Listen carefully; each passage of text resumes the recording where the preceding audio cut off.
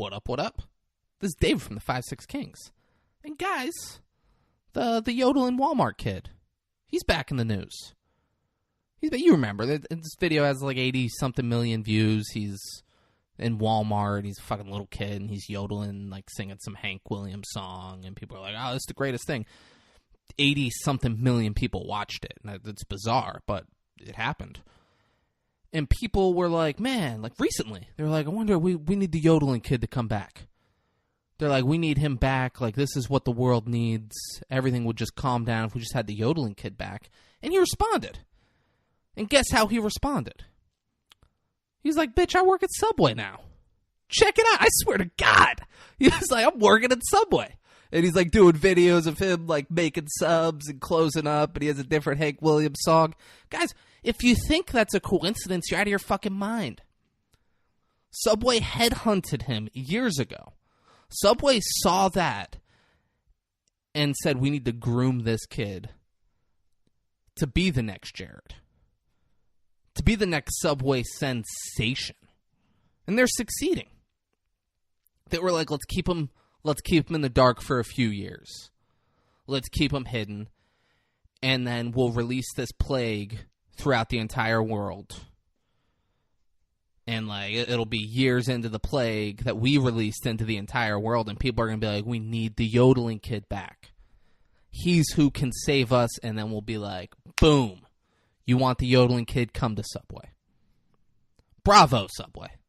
Bravo. This is years of just masterful planning. Years. Bravo, well done. And like now it makes sense that Tony Hawk would sign up with you guys. It makes sense that Tom Brady would sign up with you guys. Because you're not just good enough for Tony Hawk and Tom Brady. You're better than Tony Hawk and Tom Brady. That's right, I said it. You're better than Tony Hawk and Tom Brady because you're good enough for the yodeling Walmart kid. And you're better than all the pieces of shit who listen to this podcast. Subway, please. Yodeling Walmart kid's about to make you billions of dollars.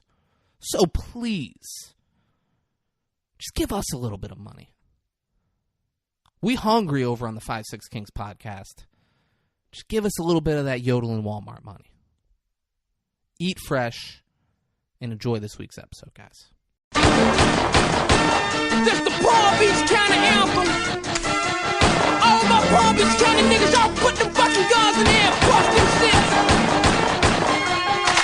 Bitch, I'm from Palm Beach County, that's where I'm from. My niggas get gunned down and left like rolling guns just for fucking round. This ain't a county for you bitches to come around. What up?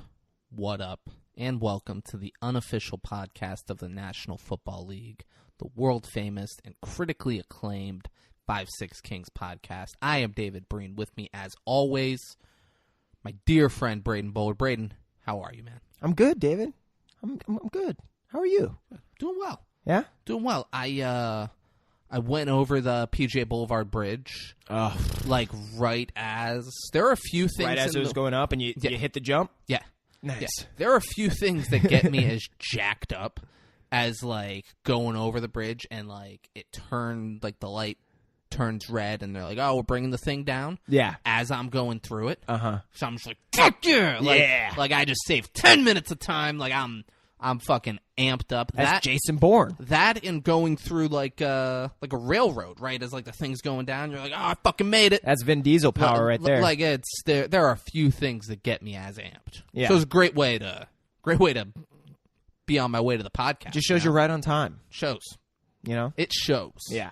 And now we're here. Look at that. Yeah, but how was your week? It was good, man. It was good. I tried to go to Clary's Corner Cafe yesterday. Yeah. And on the door, they had written, seemingly in chalk, they had written on the door, closed today. Okay. They forgot the D at the end of it, so it Yeah. should be close. Like, we're close Yeah. today. No cook. Oh.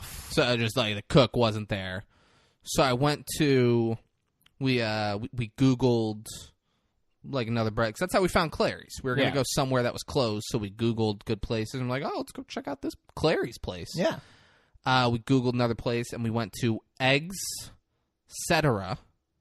Okay. It's in Lake Worth. Like That's a cool name. On Lantana out west. And we got there, a bunch of people there. Asked how long the wait was. Said 30 minutes. We waited over an hour. Oh my God. Don't you hate it? And our waitress was kind of a cunt.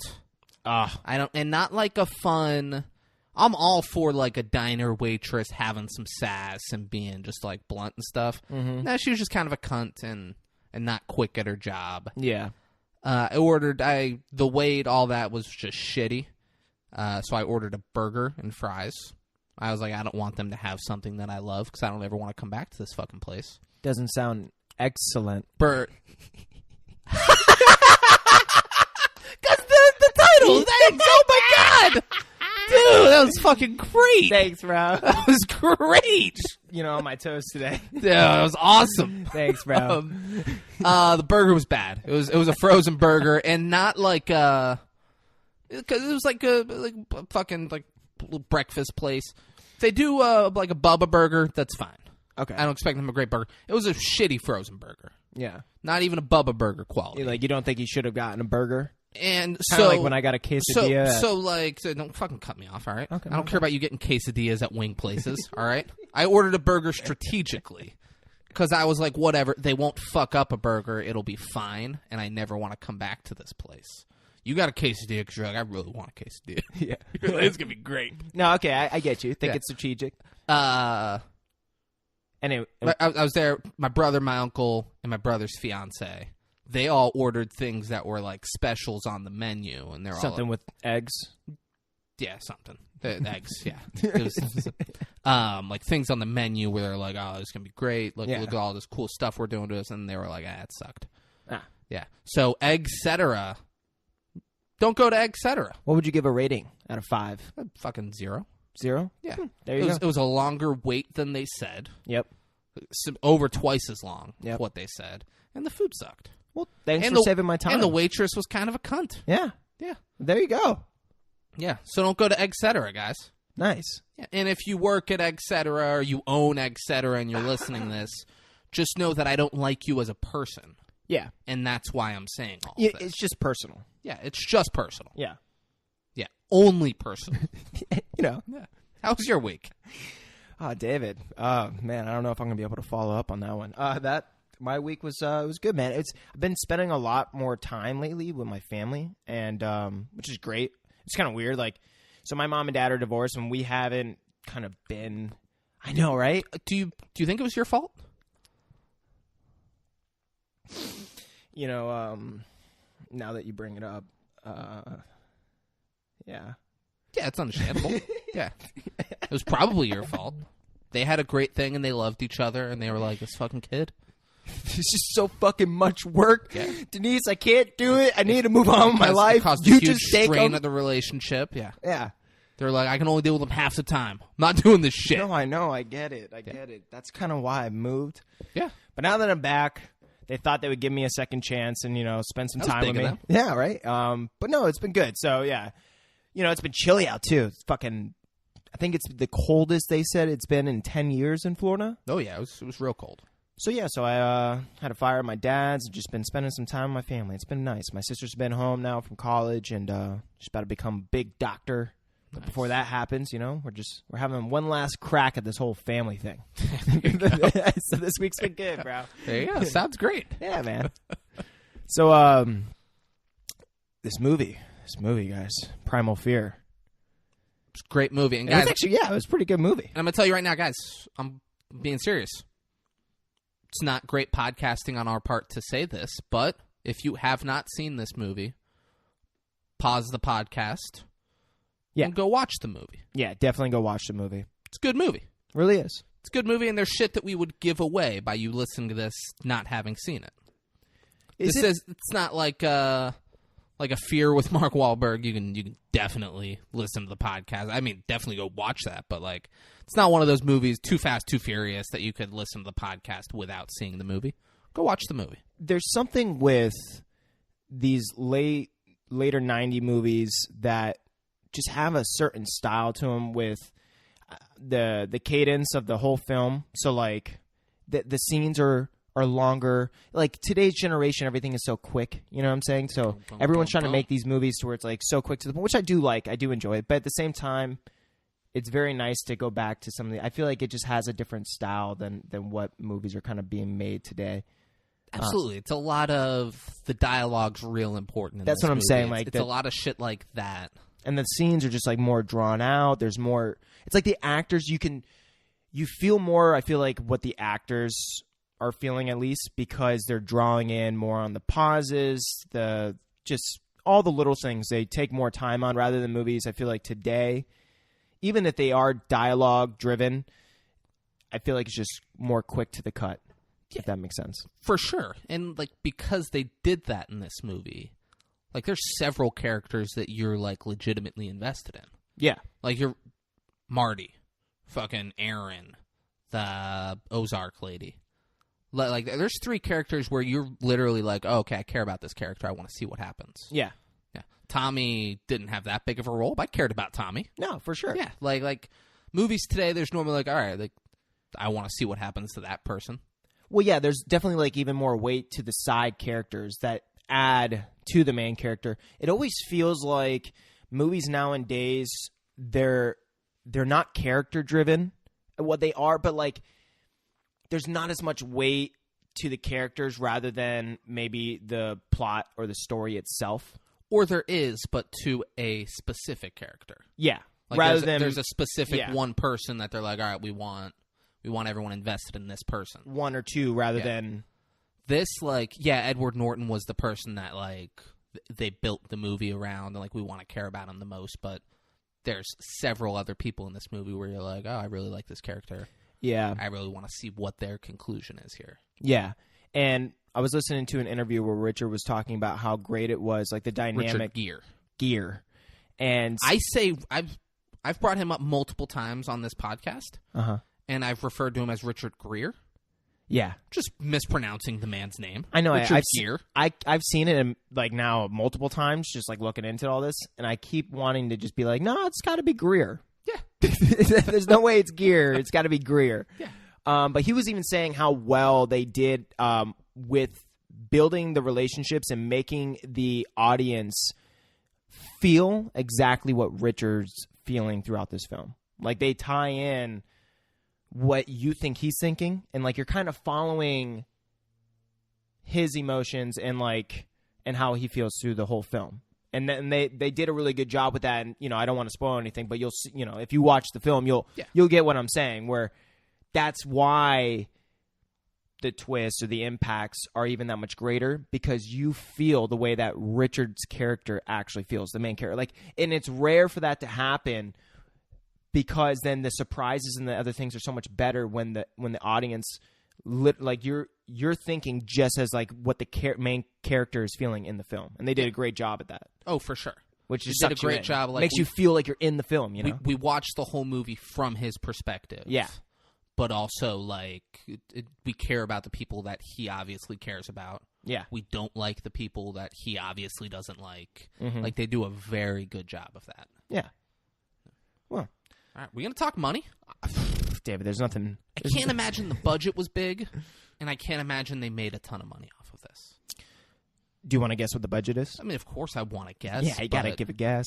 So this was... What year did this movie come out? 1996. 1996, and this might have been Edward Norton's first movie. Yeah, it was his first film. So I was listening to an interview with him as well, and a thing that they tried to hone in on was that no one knew him. Yeah. So you don't know his voice. You don't know how he acts. So it adds to the fact to the audience as well when you're watching. You don't know who Edward Norton is or how he would be in another film or anything. So it just adds to that, that suspicion. Yeah. And just makes it that much greater. Nah, I like it. The film is perfect for the time that it came out, too. And how fucking lucky did they get?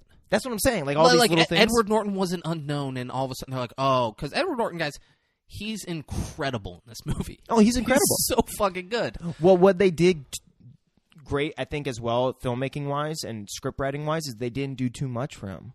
Imagine they had a crazy more abundance of just scenes with him. I think it would have taken away. For sure. They honed in exactly how much he should have said, and I feel like the amount of time that he spent was that fine line of just like perfect amount. Because I feel like anything more could have possibly taken away from like the impact that he had. Yeah, I totally agree. Yeah. Totally agree. All right, so money. Yeah. The budget. I don't know. Fucking Richard Gere was big. I'm going to say $10 million. Higher. A lot higher? Compared to that, yeah. But not like obnoxiously high. Okay. Is it over double? Yeah. All right, so I'm not even close, so let's just... Yeah, so it's kind of hard to say, but... Yeah, what is it? 30. 30? Yeah. So it wasn't like that much crazy high, but obviously. Yeah. I don't know where that money would have gone. It's just a long film. I just feel like they, and not in a bad way. I just feel like they were probably filmed. There's so much dialogue. There's so many. There's not that many different locations, but I'm sure. I mean, this was in Chicago, right? Yeah. And a lot of it was like within the city. I'm sure renting these places out for location or something like that. But one of their main actors, Edward Norton, probably didn't get paid that much at all. You know what I'm saying? Like, I don't know what he got paid, but yeah, I don't know what the actor's minimum was, but I imagine like this is your first role. Yeah. And this is like hey, you can make. If I had to guess, you can make an awesome career off of this. Like, I assume they paid him close to the minimum. I would assume like 30, 40 grand or something like that. Yeah, like I can't imagine he made a ton. No, yeah. Like, I mean, like I'm not like that's. But that's a lot of money for a couple months of work. Like, but it's not like he did. I don't know. He might have done like a commercial short film or something, but he never did a full feature film. This is his first. So no one knew who he was. Yeah. So if anything, you could do this for free. Most actors would do years and years of work for free just to try and. Oh, a lot of actors would fucking be dying to get that role. Yeah, exactly. So good for him. But he knocked it out the ballpark. But all right, I'm guessing they made. So I just have one question. Mm-hmm. Did they make a profit off of this? Yes. All right. So I'm going to guess they made $55 million. That was their gross. That was basically their gross for just U.S. and Canada, not worldwide. Good for them. What did they end up making? They ended up making $102 million. Good for them. So 3 times their profit. Makes me happy when it's... God bless you, Braden. Thank you. Makes me happy when it's like... Because this is just a good movie. No, yeah. And there was no, like, fucking, like, oh, look at this flashy shit. Like, it was just a very good movie that was well acted. I wonder if they had a lot of their budget go towards marketing. I wonder if they did, like, a really good job hyping this movie up. Yeah, that would make sense. Yeah. Because, opening weekend they made almost $10 million, but they ended up grossing. So I don't know, because usually something with, like, a really high marketing would have like a pretty big. Would have had a great opening weekend. Yeah, so I'm thinking this is just really good word of mouth more so. Like everyone was probably like, "Oh, this is the best movie out, right? Great movie, go see it." Yeah, that's what I'm kind of. Could have been like a different genre of movie, but like The Hangover. When it came out, there was no big stars, and people were like, "Oh, it looks kind of funny in the trailer." And then people went and saw it, and they were like, "Hey, that movie was so fucking funny. You need to go see it." And those actors blew up, and like their second weekend was huge, and then third weekend, like it kept getting bigger because people were like, "Oh, no one knew who Zach Galifianakis was. It was Andy from The Office was the biggest name." But people were like, this movie's fucking huge. I don't even know if I've seen all of them, but what do you think? Do you think it was a good thing for them to make like 3 or 4 movies? Money-wise, for sure. sure. Money-wise, but yeah. You have to capitalize. You have for sure. You have a low-budget comedy. So like 2 and 3 weren't great, but like you capitalize off of the fact that, hey, we had a low-budget comedy that made a ton of money. Oh, yeah. Let's release 2 sequels and make Do you remember them, though? Money. Do you know if they were good? Yeah, I can't really remember. Number 2, they were in Thailand. It was fine. It was funny. It was basically the same movie, just in Thailand. And then number 3 was John Goodman was in it. He was Mike Epps' Mike Epps was Black Doug in the first one. He kidnapped White Doug and was like, I need you to bring me Leslie Chow. I'm going to kill Leslie Chow. Like they were both, they were whatever. They weren't as good as the first one, but they were fine movies and good for them making all that money off of them. Yeah, good for them. But it just jump-started I feel like some of their careers like crazy, too. Oh, Ed Helms took off. Bradley Cooper took the fuck off after that. Crazy. Yeah, people were like, "Oh, look how he's good looking, he's funny. Like, why is he not in everything?" Yeah. And then they put him in everything. Literally. Yeah. Yeah, man. Comedy's where it's at, you know. Absolutely, absolutely. Awards. Ratings, baby. Oh. Right? Yeah. We do ratings next. Yeah. We do ratings. What did IMD? IMD. They give it a 7.7 out of 10. I disagree. What do you mean? I disagree with Just their rating. disagree. Just Yeah. disagree. Okay. Rotten Tomatoes gave it a 76%. I still disagree. Metacritic gave it a 47%. Fuck Metacritic. Right? And then Google users gave it an 87, which is kind of like for them. Yeah. I give this movie a 9. Yeah. Thought it was very good. Yeah. Very good, very well acted. I quote it occasionally. First time I saw it, I was blown away and shocked. That was a very good movie. Yeah. Yeah. I give it an 8.2. Yeah. I was kind of thinking around there, like the whole time after watching, I was like thinking about the rating for a little bit. It's a great movie. I mean, all around, it's like a good length time too, and you never feel like it's drawn on, like dragged on or anything like that. You know, and even though like they keep the timing, like I was saying, for the scenes, like it's like they soak it up. Yeah, Like and you like it. It You don't feel enhances the movie. Yeah, It's exactly. never like long scenes where you're like, all right, this is dragging on too much. exactly. Like it's adding. It's not taking away. Yeah.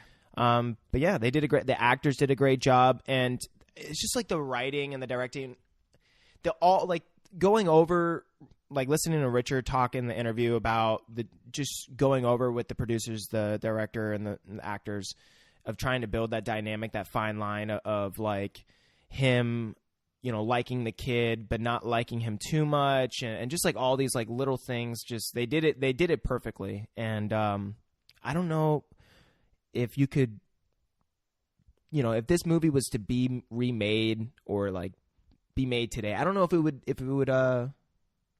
be as well. It's almost like that 90s style like adds to it, I feel like. Yeah, no, it came out at a great time. Right? Yeah, I don't know that you could make this movie today and have it be as good. Yeah. And have it not be like, oh, they're trying to bring down the Catholic Church, like Yeah. big, large political thing, like, because I don't feel like that's what they intended to do. No. In They this didn't want to. movie.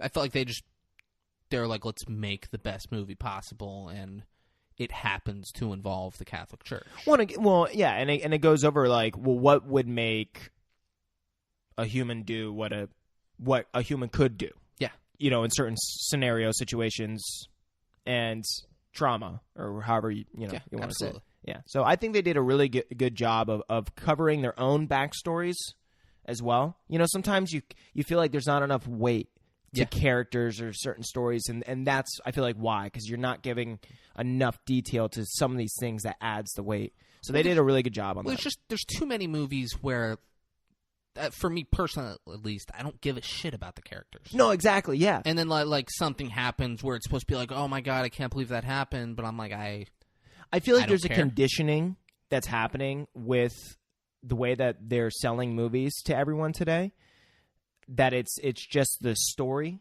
It's not as much about the characters, and it's like as quick, you know, to the point as possible, with as many things to make you just be like, oh wow, like look at that, rather than being like, how can we get someone emotionally attached to this character, to this story.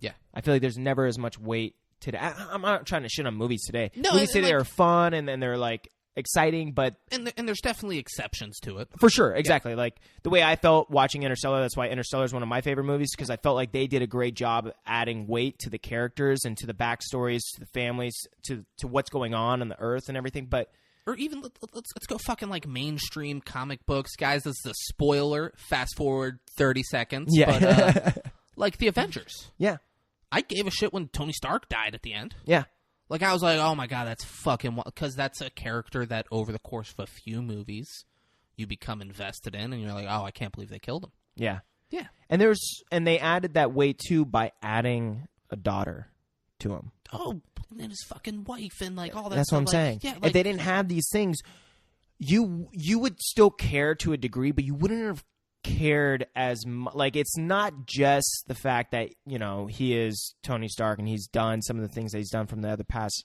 movies, but it's these little things that they do within the same movie about him losing the people from the last movie, him now gaining the new people and not wanting to lose. Like, it's adding weight to the fact that he has to make this decision to die. Yeah. Basically. Absolutely. And if they didn't do that, the weight from the other movies wouldn't have carried the same. Oh, not at all. You know what I'm saying? Like, yeah. So you're like, all right, whatever. It's happy. And that's why you have to add not a full backstory, but some backstory to these characters to add weight. Otherwise, it's just floating through a story. There needs to be depth to that. Yeah, exactly. Yeah. Otherwise, you don't give a fuck when something that's supposed to be like, oh my god, that's crazy that happened. You don't give a shit. Yeah. But yeah, this movie did a great job at it. I have to care that Ned Stark's head's getting taken off. Right? Otherwise, it's just a beheading on a show that has a bunch of them. And that's how I feel when I watch like a lot of shows lately on Netflix. I'm like trying to get into a show, and I'm not trying. I can't. You know, I'm not going to say any specific shows or anything like that. But I just feel like when I'm watching them now, they're the challenge. It could be. I don't know. It just seems like there's a lot less backstory. Yeah. To characters and stuff lately, and just more just like, well, how can we show more extravagant looking things? Yeah. This movie get any awards? Did it get any fucking awards, David?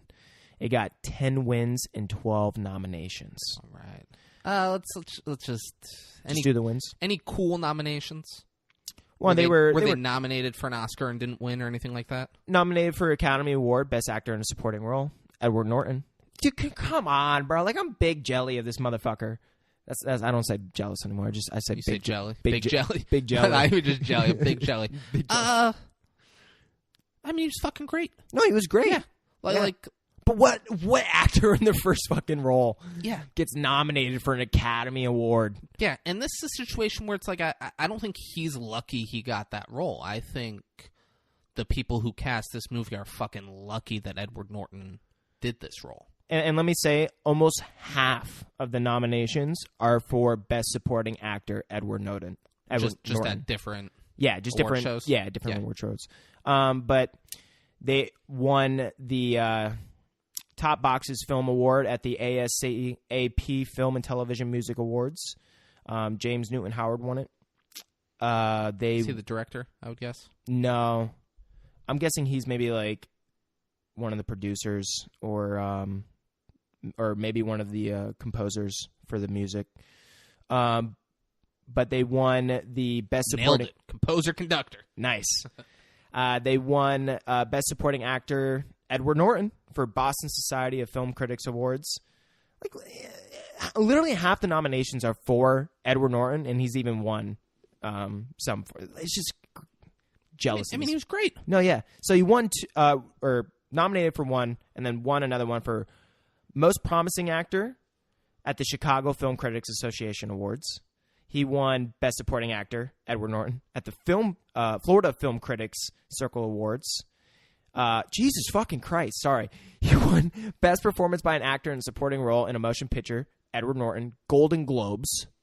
Like, bro, first performance in every award. Like, it's actually kind of surprising that none of them are going to Richard, Richard Gere was great. But he was kind of like on the same level throughout the movie kind of thing. Yeah, Edward Norton, like, he added it, basically. Like, he was incredible. Like, if he didn't have all these wins, I'd be like, there's something wrong with whoever does awards. I'm just jealous. That's my thing. All right, be as good of an actor as Edward Norton, man. I love you. Be that good. Let me get the opportunity, bro. Put me in the position. All right, so he won Best Supporting Actor, Edward Norton, at the Kansas City Film Critics Circle Awards. He won Best Supporting Actor at the Los Angeles Film Critics Association Awards. And then he won the Best Supporting Actor, Online Film and Television Association Awards. Jesus Christ. Then he won Best Supporting Actor at the Society of Texas Film Critics Awards. And then, for the last win, he won Best Supporting Actor at the Southeastern Film Critics Association Awards. So every win went to him. There we go. And almost all the nominations. Yeah. nominated for Best Picture anywhere or anything like that? Richard Gere nominated for anything? No. All right. No. It's like literally almost everything is for Edward. I mean, he was great. Yeah. He stole the show. Yeah. I don't have an issue with that. No, yeah. Yeah. Neither I do would Richard Gere was very good. No, yeah, I wish he was at least nominated for like something, but Yeah. But no, yeah, I mean, it's also the contrast. He's so like Richard has got such a calm, soothing voice, and he just has like a lot. Everyone else in this film, like even though he gets stressed too sometimes, he just he's able to play like this contrast compared to like all other characters because he has such like a just calm voice, you know. No, for sure. So it just adds to when like anyone else is being emotional or anything like that. I feel like it just adds to it because of that contrast. Yeah. But yeah, right. those were the awards and the nominees. All right, we jumping into this movie or what? Let's dive deep, David. All right, so the movie starts. The screen's dark, but we hear Richard Gere's voice, and he says, "My first day of law school, professor told us two things. From this day forward, if your mother says she loves you, get a second opinion. And if you want justice, go to a whorehouse. If you want to get fucked, go to court." It's a good way to start it off. Yeah, it's great. Yeah. And then it comes on, and we see Richard Gere. He's washing his hands, and you hear, like, someone's asking him questions. He's doing an interview with a guy. Yeah. And the guy says, "How can you defend people you know are guilty?" And he says, "Everyone deserves a fair trial, and the best defense that his attorney can provide for him, regardless what they've done." And the guy says, "Where are you at with the truth?" And so he's like getting dressed up. He's putting on like a tux and stuff. And he says, "Truth? How do you mean?" And then he calls Naomi. And Naomi walks in. And Naomi is Jim Carrey's ex-wife from the movie Liar Liar. Okay. And the guy's like, "I mean, I'm pretty sure there's only one way I can mean that." And he's like, "You know, you're right. There is only one truth. That's my truth. The truth that I convinced the jury of." He's like, if you don't want to call it that, you want to call it something else, that's fine. You can call it the illusion of truth. And then he's dressed in this tux, and he asks Jack, he's like, "All right, you want to meet tomorrow and finish?" And the guy's like, "Yeah, of course." Then he goes to leave the room, and then turns back and goes, "Hey, this is a cover story, right?" And Jack confirms it, and he goes, "All right, Yeah. good." So you kind of almost think he's a dick at first. Yeah, and he's very arrogant. Yeah. And wants this is going And to be successful. a cover. Yeah, he's like, this is going to be a cover story, right? Like, he Yeah. wants to be in the limelight. He wants to be famous. And also, his character does not hide that fact throughout this movie. No. It's pretty clear he wants to be in the fucking spotlight. Like, look at me, I'm Martin Vale. And it's almost like he Atlaw. thinks he deserves it because he's been so successful. You know, it's like he thinks he's like the best of the best. So He's leaving, and we see a sign. He's leaving his office, and it says, "Law Offices of Martin Vale and Associates." He's Martin Vale. I refer to him as Marty, I think, this whole movie. yeah. We then hear a boys' choir singing, and they show, what would you call it? Because, like, I said shadow images. It's like in our video where I'm getting chopped in the chest, and it's playing "This Is the End" by Adele.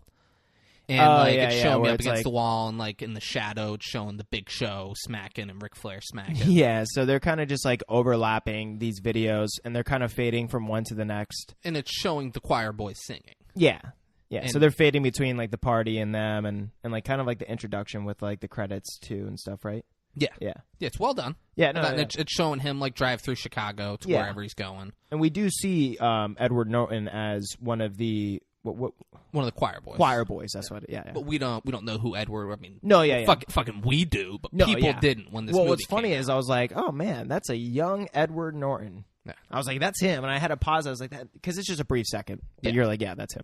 Shows him like quickly, and then shows other boys as well. Yeah, Marty shows up at some banquet hall where the choir boys are singing up on the stage. look at that.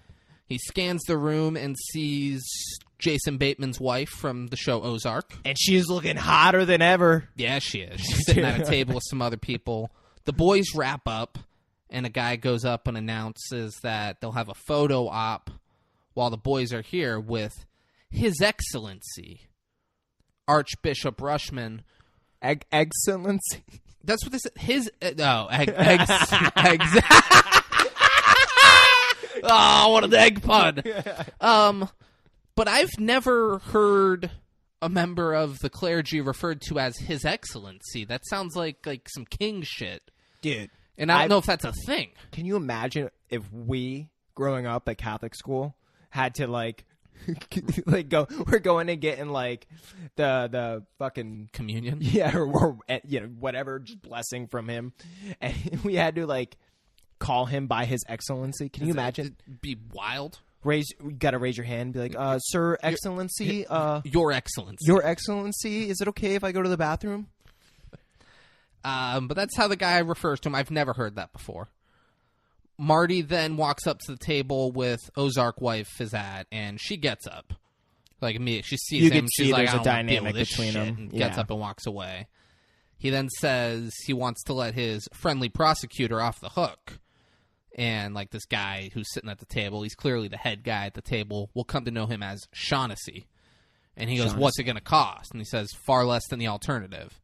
And Shaughnessy says, all right, my office tomorrow at 9:30. It's like, great. It's all business, baby, you know? All business. You know what I mean? Ozark wife is over at the bar inside the banquet hall. She's just smoking it smoking up. a cigarette. The guy's like, hey, they're the bartender. I mean, he's like, hey, man, miss, you gotta put that out. Yeah. She's like, I thought this was a bar. Yeah, she is upset that she has to put out her cigarette. And then you're like in a nice ballroom. Everyone's wearing tuxes.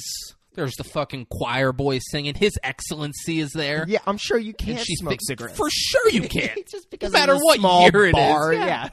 She's fucking outraged that she has to put it out. Hey, man, them older generations, they're just used to lighting it up anywhere. Apparently. Yeah. Marty walks up, says he thought she quit, and that she looks great, and he asks her if she wants to dance, and she's like, there's no music.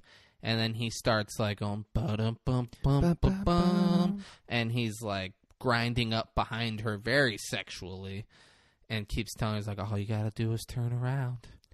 All you gotta do is turn around. There's so many, and this is probably so many women in the 90s were just like, oh, Richard, talk to me like that. Yeah, I'll turn around.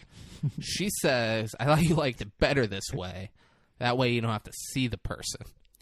Yeah, like, whoa. Like, Yeah. can you imagine if Richard's in bed and he's like, nah, bitch, turn around. Yeah, turn around. I don't want to see your face. I don't want to look at your fucking face. You just meat. You just meat to me. He says, let's go find a bar that you can smoke in. She's like, no thanks, I don't like one-night stands. And he says, we were together for months. She says, it was a one-night stand, Marty. It just happened to last 6 months. And then Fuck her. Yeah. Fuck her. And then she walks a little bit and like turns back, gives him like a fuck me look. Yeah, like a little glance, like, yeah. And he loves it. He's like, oh, I'm hook, line, and sinker. I'm right where I need to be. Archbishop Rushman gets called up to speak, and he says that he hasn't seen this many lawyers and politicians in one place since confession this morning. Nah. And then people don't laugh right away. He pauses and smiles, and then people start laughing. Because he's the excellency. He gets the pity laugh. Yeah. He's like, now you laugh. They're Go. like, Go, peasants. and he like backs up and like takes a bow. He was like, that was a great joke I had. Yeah. We're then at the big meeting at 9:30 at Shaughnessy's office, and there's this mustache guy just yelling at Marty about Joey Pinheiro. Yeah, I'm a little confused by this scene. Was this Join the club. So Join I'm the guessing club. this is something that happened that we never saw from like a past trial or something like that. Yeah, it's someone that he represents. Yeah, that's why he I was represents I'm Joey like, Pinheiro. I know we're missing something here. And this guy's yelling. He's like, he's a criminal. We're not going to give him a cash settlement. He should be going to jail for 20 to life. And Marty said, criminal? Did you say alleged? I didn't hear him say alleged. Yeah. Being like, you have no proof that he's a criminal. What are you just throwing out these allegations? And Marty's like, he is a tax-paying citizen who was attacked by 2 police officers and deserves to be compensated for it. I don't understand this. And then Shaughnessy goes, all right, $1.5 million, and he leaves the state. And Mario was like, you can't tell him where to live. That's against. He's like, call it a gentleman's agreement. Call it whatever you want, but that's the deal. Yeah, and he's trying to say legally you're not allowed to do that. You can't forcibly. You can't say go live in another state. Yeah. Marty tells him, "Oh no, mustache." He's like, "All right, well, I'll see what I can do." Mustache guy goes, "You're worse than the fucking thugs you represent." And Shaughnessy's like, "All right, take it easy, mustache." Yeah, You, like come on. He's literally like, dismisses him so easily. yeah, he's like, "We're done. Why are you getting all angry? Like, this is ridiculous." Marty says he has to run it by Joey Pinheiro, and Shaughnessy says, "You're on 40% commission. I have nothing but confidence that your recommendation will prevail." And he goes, "Oh, well, thank you." Yeah, that's sweet. Yeah. We then see a mailman leaving a nice residence, and then we look inside that residence, and we see Archbishop Rushman getting out of the shower, and he's drying off, and he goes and sits down at the table where he has, like, rings and fucking, like, the cross necklace thing that he's going to put on, and then he looks up and goes, and we see a knife come down and chop his fucking fingers off. Yeah, Sick. yeah, it was pretty gory. It looked nice. And then outside, Nice. we see the mailman here screaming, and like looks up and sees like the windows getting smashed, Yeah, like- all that stuff. You're like, oh shit! You would think like whoever's killing this fucker would be a little bit more Discreet? or efficient. Yeah, like, Nope, either just way. boom. Like, Nah, like I'll chop off his fingers. I'll wrestle him through the fucking house. What the fuck? This dude is like some fucking 60-year-old priest who probably, you know, is probably not that well at moving or. no, he's not holding his own. Like, But apparently, he fucking WWE'd all over the house. the mailman then runs to his truck and pulls out like a radio thing that police would have in their cars. Yeah, and I'm like, I don't know if did mailmen have those at one point. Do they have those? Is that a thing? yeah, I have no idea. They can call and like because he just calls it in. Listen, I see small little battery fans inside these postal that's service what I cars. see. I'm pretty sure they don't have that type of technology. If they don't have just good old fashioned air conditioning. Yeah, then they're not. I don't think they got They a don't have, they don't phone. have police radio. Yeah. But this guy did. Maybe this guy sprung for it. He's like, what if I go to the Archbishop's house and Chicago's dangerous. He's getting murdered upstairs. I want to call into the police as quick as possible. I get it. Yeah. We then leave from there and we hear that song that plays at the end of Scarface. The dun ba ba ba ba Yeah, pretty.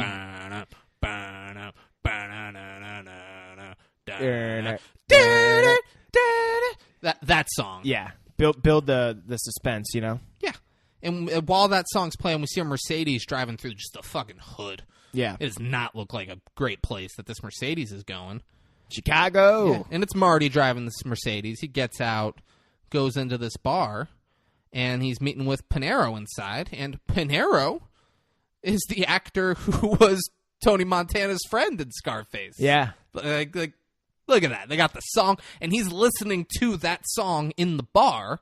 And Marty comes in, he's like, "This is a great song." Yeah, but yeah, he was like, "What song is this? This is He's nice." like, "This is so good." Yeah. And then It's bizarre. Don't we hear it later? Not to, Oh, it's not like a spoiler yes. or anything, but Yes, yeah, we hear it later. He ends up playing it like, They play it later in a scene with Pinheiro. but doesn't he put the song on or something? I don't though? know. But I know they play it later in a scene with Pinheiro. Okay, cool. And I'm like, this is just, I don't know if he was like, the only way I'll do this movie is if they play the Scarface song so people recognize me from Scarface. They got a good Mozart song in here too. Did Mozart also have that Symphony. song? Did Mozart also have that song in Scarface? I don't think so. Then I don't give a fuck about that song, Brayden, all right? I don't care about the Scarface song. Makes sense. Pinheiro They're calls- playing like pool. playing pool, and he's like, "Let's get some tequila." When he sees, Yeah, he thinks everything's all gravy, which yeah. it is. And Marty tells him the offer, but leaves out the fact that he has to leave. And Pinheiro's like, "All right, close the deal." And then they do a shot together, but Marty just sips the shot. He doesn't take it all the way. You would think like a mafia thug, wherever he is, would be like, you got to finish that fucking shot or something. Yeah, he'd be like, what are you sipping that fucking shot for? He would have saw him take a shot and be like, finish that? Yeah, what the fuck you doing? Let's go. That's expensive shit. Let's go down the hatch. Yeah. Marty then tells him that he needs to leave the state and disappear. And then Pinero tells Marty that some cops came a couple days ago and told him that he wants him to flip on another guy in the neighborhood who is, he owns property in the neighborhood and he doesn't want to leave. He doesn't want to sell the property. Him and Pinero are the only holdouts. And he kind of just goes into the sking about how they want to gentrify this area and build expensive condos and push out all of the poor people in the hood. And Pinero and this guy, Alderman's his name. Pinero and Alderman. Pinero wouldn't flip on Alderman and say he did a bunch of illegal shit, and he's not gonna leave. He's like, this is my neighborhood. This is where I grew up. I don't want them to tear it down and turn it into something else. I'm staying. Yeah, so they're like showing that dynamic very quickly as to like how they're running their mafia in this neighborhood and stuff like that. We also don't know that this guy does anything illegal. Yeah, like I'm still confused. There is 0 times in this entire movie where they show Pinero do anything illegal. Yeah, they just said he got beat up by 2 cops, right? For all we know, he just owns a building in Chicago. The cops beat the fuck out of him, and now they want to take over that neighborhood, and they're offering him $1.5 million to leave. That is all we know. This guy, as far as we know, is just a fucking citizen who's being harassed by the police. Yeah, like Richard said, he is a citizen paying his taxes. Yeah. And he got beat by 2 cops. Pinero says, I'll take the money, but I'm not leaving. And he's innocent. Yeah. Until proven guilty. And guilty of what? Didn't. There are 0 crimes that we've seen him be a part of, or even heard him be a part of. But it's Mustache just called him a fucking criminal thug who should do 20 years. You know, I wish he would have said, well, what the fuck did he do or something? And then he would have been like, he murdered, something crazy. Yeah. Like, I wish there was something. Murdered a school bus full of children. Yeah. With a flamethrower. And then Richard would be like, nah. Like, allegedly. Yeah, allegedly. Get out of here, right? Then just dismiss it. We're back to the Archbishop's place. There's police and news there. There's fucking blood everywhere. And, like, ahead, you could tell, I think he's the police captain or whatever he is. He walks in and sees the Archbishop's body just fucking mangled. They flip it over, and his eyes are gouged out. He's stabbed 1 billion times, and there's numbers carved into his chest. Just the fucking works. Because, like, if you're going to murder someone, you might as well go all out. Just go for it. You don't get extra time for really murdering him. What's your horoscope number? Yeah, throw it down on the chest. Do it. Boom. We then see the police chasing Edward Norton, who's covered in blood. They're chasing him through the woods and, like, out to the train tracks. We then see it gets a little smoking aces-y here. Yeah. They're kind of cutting back and forth between the crime scene and chasing... And Marty at a bar. And Marty at a bar. Yeah, because next we see Marty sitting at a bar with the guy who's doing the story on him. And he's talking about how lawyers get a bad rep, but they aren't so bad, and blah, blah, blah. It's whatever. Yeah. The guy asked Marty why he left the state's attorney's office, and he said... Because you either run for office or become a judge there. Why be an umpire when you can play ball? Yeah. Love that quote. Call the fucking shots. Love it. Eventually they find Edward Norton, like, not hiding very well. Well, he's running away from the cops, and he's running past, like, now it's trains and stuff, shit. Yeah. And my entire thought the entire time was, hop on one of the trains. It's the first place they're going to look. I mean, but I'm just saying the alternative wasn't good. But remember let's say the first one. Remember the first one that cut them off, where he got past the train just in time? He could have, I felt like, just like kind of hopped on one of the bars and just like rid it to the next town, and then just got, and went off. So the train would have eventually stopped. No, yeah. But it also would have given him like a little bit of distance or something. Yeah. But he just kept running and hides in plain sight. Yeah, under a thing, and like they find him. Yeah, he's at one of like the train stations, and he's like trying to hide underneath like one of the railroads or like near it, and they find him, and he's just covered in fucking blood. Yeah, covered in blood, scared. This is the breathing first heavily. time the world is seeing Edward Norton. Yeah. Marty's watching this on the news and gets distracted while he's talking to the guy. They ID Edward Norton as 19-year-old Aaron Stampler, and Marty tells the guy they'll have to reschedule and leave. He calls his office. Liar, liar answers the phone, and he tells her to find out where they're taking Aaron. Yeah. He's like, find out where they're taking that kid. I want to be the first one who talks to him. Man, he's got the connections, you know? Next scene, Marty shows up at the police station. Reporters hound him, and he's like, I don't know, just leave me alone. Yeah, he like acts like, I don't have time for this, blah, blah, blah. Yeah. But He knows how loves to it. dismiss He him. loves it. That's why he took the case. He's Yeah. like, they're going to love me. He's like, I'm just going to dismiss him in like a really cool, soothing tone, and they're just going to love it. He goes in to speak to Aaron, sits down in the cell where they're holding Aaron, and goes, do you know who I am? And he goes, no, sir. And he goes, all right, well, my name's Martin Vale. I'm what you call a big shot attorney. He goes, I don't have any money, sir. And he goes, he's like, yeah, I figured as much. I'm going to be willing to take this case pro bono. Do you know what that means? He's like, no, sir. No, sir. He goes, that means you get all of my expertise and my skill and connections and all that stuff. Or you could take your chance with the public defender who almost certainly escorts you to death row. And he goes, I sure would appreciate anything you could do for me. He's so good. Guy, he talks like it's the whole movie. It's amazing. Yeah, so he's got this stutter and this like sweet southern little... It's adorable. Yeah, you're just like, I just want to cuddle up with Edward. He's got this cute hairstyle. You just think like, oh, what an adorable little kid. It's great. Yeah. He asks Aaron how he knew Archbishop Rushman, and he's like, oh, well, I was begging on the street, and you know, Bishop Rushman came by in his Cadillac, and he brought me in. He let me live in the choir boy house. You're supposed to leave when you're 18, but he let me stay way past my 19th birthday. And you're like, that was nice of him. He's like, yes, it was. He says, do you have any reason to dislike him? He's like, dislike him? Dislike? Oh, heck no. He was great. He was like a father to me. And Marty, so I feel like Adam Sandler's now just like he got inspiration from this character and just started making fun of him in the what movie was it?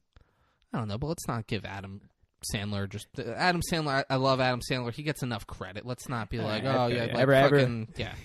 Let's not give Adam Sandler any credit here.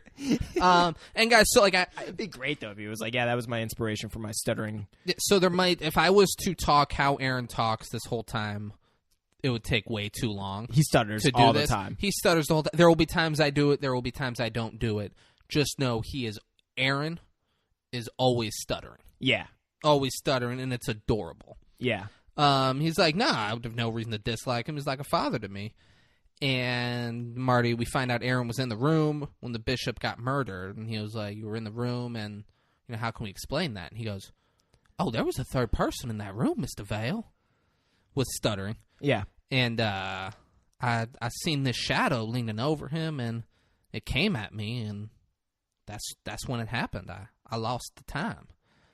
And he's like, you lost the time? What the fuck's that mean? You lost the time. It's so adorable. Yeah. He said it like that. He's like, I black out. It happens sometimes. I black out, and I don't remember nothing. And he goes, all right. He's like, well, why did you run? He's like, because I came to, and I was covered in blood, and I heard the sirens, and I got scared. I ran. He's like, all right, we got something here. Yeah. And he's just telling him, he's like, I ran. He's like, I didn't do this, Mr. Vale. You got to believe me. He's like, I don't have to believe you. He's like, no, you got to believe me. He's like, I'm your attorney. I don't have to believe you. Yeah, like he said, what's funny is him saying that to me would make Edward Aaron seem less confident. The fact that he's like, no, stop. I'm going to stop you right there. I don't fucking believe you, and I'm not going to believe you. It's not about that. So that's not what he's saying. But he says, saying I don't have to believe. It's like, he's kind of like, quit wasting your time trying to convince Vince, me. yeah. our job isn't for me to believe that you're innocent. No, exactly. My job is to prove to the jury, or to, not even prove. So in real life, his job isn't to prove his innocence.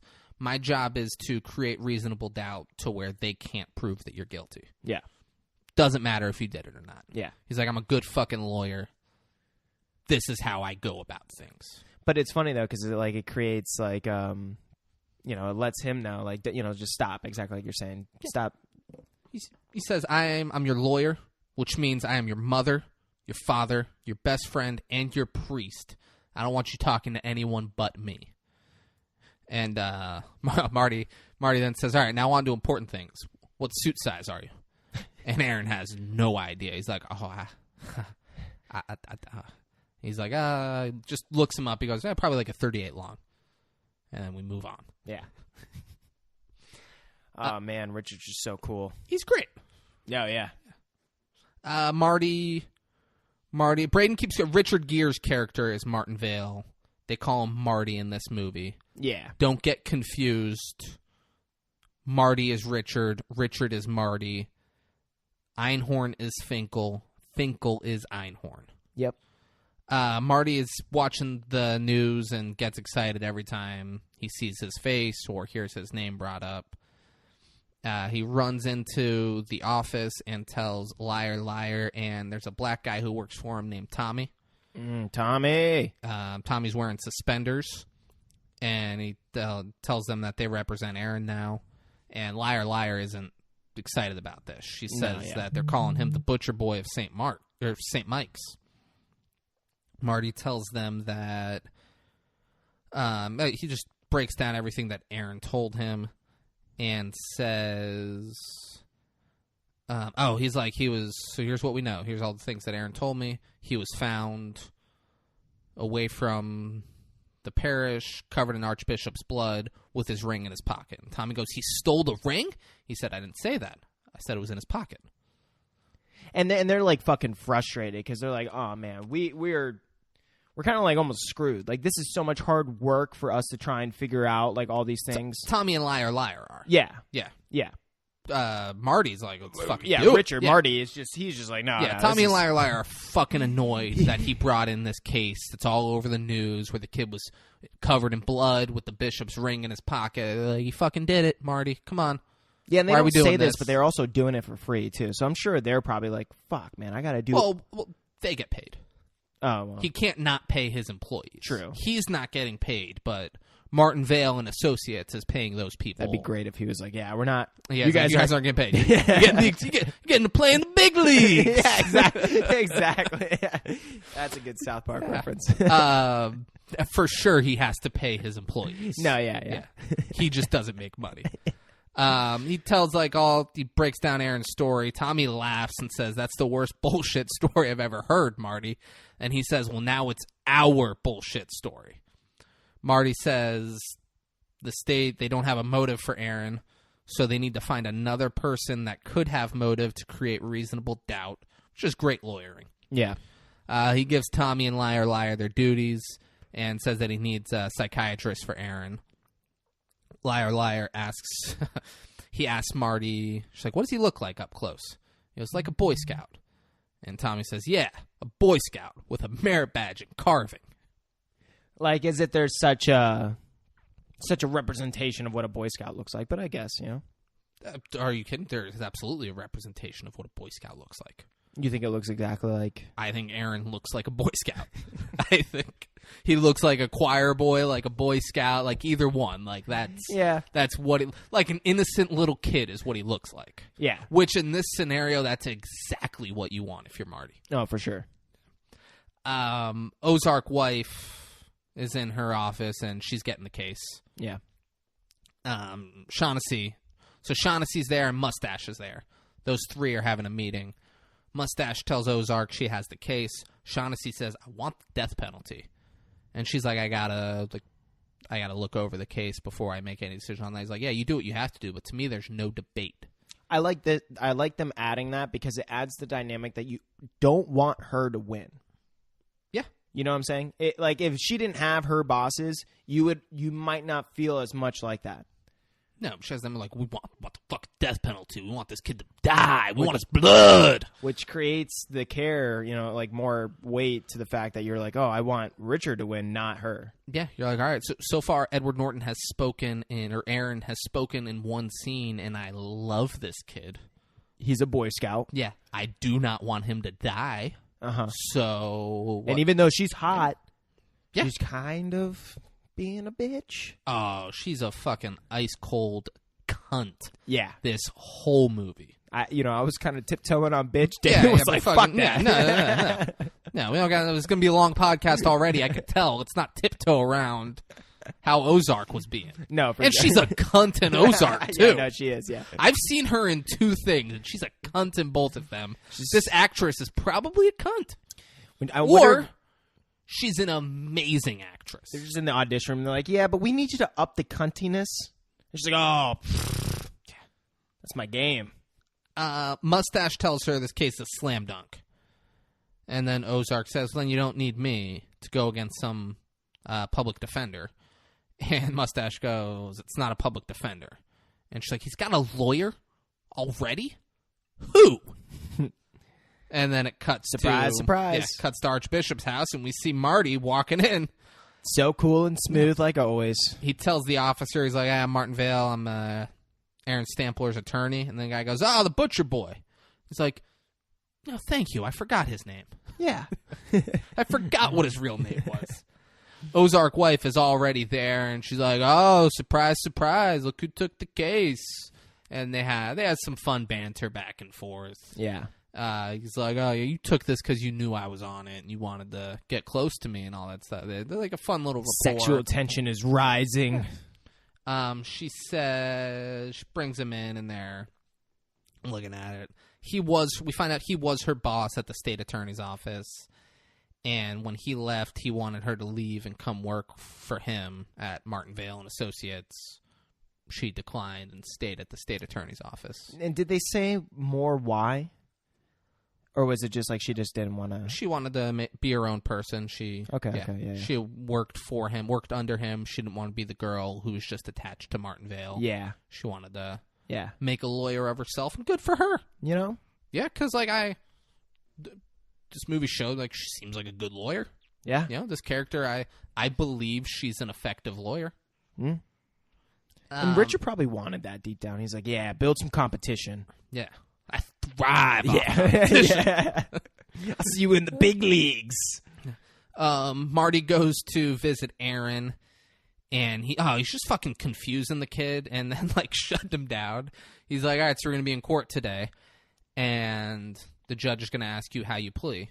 And that's when you'll say, and he goes, not guilty. He's like, nope. You don't say anything. You don't speak, all right? You just sit there. Only I speak. You sit there and look innocent. And he's like, well, you're going to say I'm not guilty, right? He's like, you got to tell them. This is what I'm talking about. We can't have this in there, all right? Just stop. Yeah. Only I speak. You sit there and look innocent. And then, like, he's just kind of, like, has a blank stare. He's like, exactly that. Remember that face and make that face in there. He goes, well, I don't have to remember. This is just how I always look. And then he starts to smile, and he's like, no, don't smile. He's like, don't smile. Don't you fucking smile. And then, like, he smiles like, Aaron, don't smile. Don't you fucking do it. Like, he doesn't say fucking. He I know. He doesn't say it aggressive like that. It's more like funny, yeah. It's like a dad, like, with his son. He's like, don't you smile, hey? He's trying to father and, like, the he little kind of Boy smiles Scout. like, don't smile. Yeah. And he smiled. Like, it's a cute little, like, okay. Marty's in charge. Aaron trusts him. Like, this is what they're building here. That, and you can't, if you're possibly guilty of murder, you shouldn't be smiling during, like, a court thing. Yeah, for sure. For sure. Can you imagine it? They're like, hey, are you guilty of murder? He's like, I don't know. Marty walks into the courthouse and talks to the reporters, and he says that his client is the victim. We have 2 victims and no suspects. Good lawyering. Yeah. Judge walks in. I don't know if this was planned. Do you know what I'm going to talk about here? The way that she tells everyone to, yeah. Yeah. I don't know if that was planned for the movie or if, like, the actress playing the judge just wanted to go over the top. Well, if she just forgot to tell people to sit down and then was... Because she walks in and she goes, It's like, all rise. The judge is in. She's like, all right, is everyone hit? And then she stops. She goes, sit down.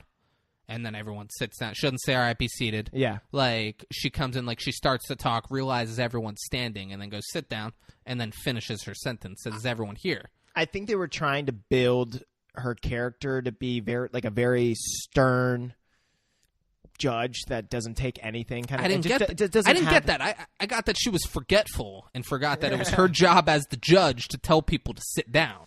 I took it as like she has, I don't know, man. It's just like that stuck-upness of like how they want to portray like a judge as if they're just so above everyone else. You know, like just to be like, sit down. Like, yeah, but in such a commanding way. But she should have done that first before she started talking.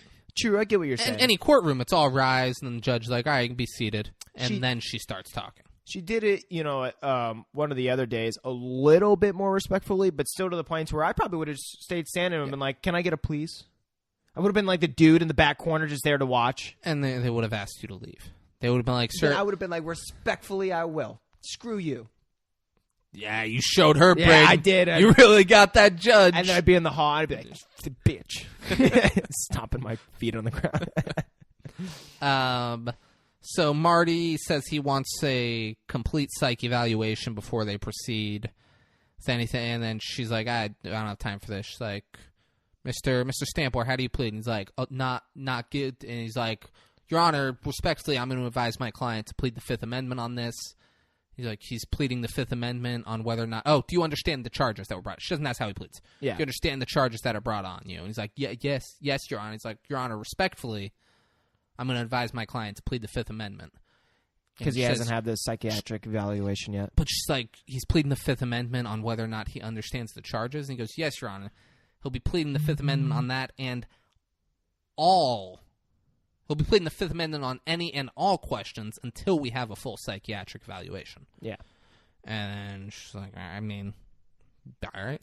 Then we leave. Because he realizes legally there's nothing that they can do. They can't, like, press him probably up on that point, until they get the psychiatric evaluation. Yeah, he's saying, like, yeah, we'll do the trial and all that stuff. I want him to be evaluated first. Yeah. Let's get that done, and then we'll play ball, Your Honor.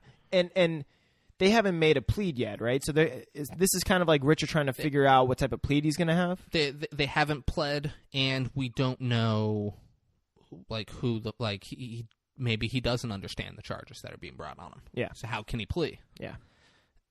We then go like some crappy looking motel, and Tommy walks in and tells the guy at the front desk that he's looking for the room that Aaron Stampler was in. The guy asks if he was police, and he says, I'm his uncle. Tommy's a big black man. Aaron is a little white boy from Kentucky.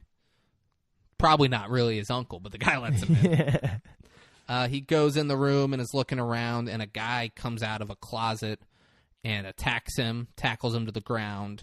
They struggle for a little bit, and Tommy rips the guy's earring out as he runs out of the room. Yeah, they're good with the blood shots in this movie. Oh, there's a lot of blood from that. Yeah, from the ear, yeah. Just gushing. Yeah. Marty then goes to see Aaron and tosses him the earring. Aaron looks at the earring and goes, This is Alex's. Alex was another choir boy. Just another choir boy. Then Aaron doesn't know why Alex was in his room or where Alex might be now. And then Marty asks who Linda is. And he goes, Linda? And he hands Linda. Aaron a picture of Linda. And Aaron says it was his girlfriend. He doesn't know where she is either. And Aaron then says that Alex has a temper. He doesn't say it. He doesn't just come out and say it. It comes up. He's like, Alex has a bit of a temper. I'm not surprised. Oh, he's like, are you surprised that Alex would have attacked my friend? He's like, no, sir. Alex has always had a temper. He's got a temper. And then Marty asks if it could be Alex, and Aaron's like, I can't be sure. And Marty asks if Aaron thinks that Alex would be capable of committing this murder. And he's like, I don't know how anyone would be capable of doing this, Mr. Vale. So now Marty is meeting with the psychiatrist, and he's telling her that he thinks Aaron's telling the truth, which is the first time we hear Marty say that. Yeah, and it's definitely after that last scene, what he was saying started to get to him. He's like, oh, all right. Well, Yeah, he's talking. He can't even fathom anyone doing this shit. Yeah, Probably wasn't he's him. like, I'm being, like, I really think this kid's telling the truth. You're Yeah. like, okay, all Sure. right, Marty, All right. let's help this kid then. And just to, kind of recite, this is one of the best lawyers in Chicago, or attorneys, and he's like literally nationally known as like one of the best attorneys. So for him to believe, it just Carries a lot of weight. it carries a lot of weight. It's Yeah, not his exactly. like, I'm gonna whatever. Yeah. Like I want to show how good I am and get someone who's guilty off. Like I think this kid's telling the truth.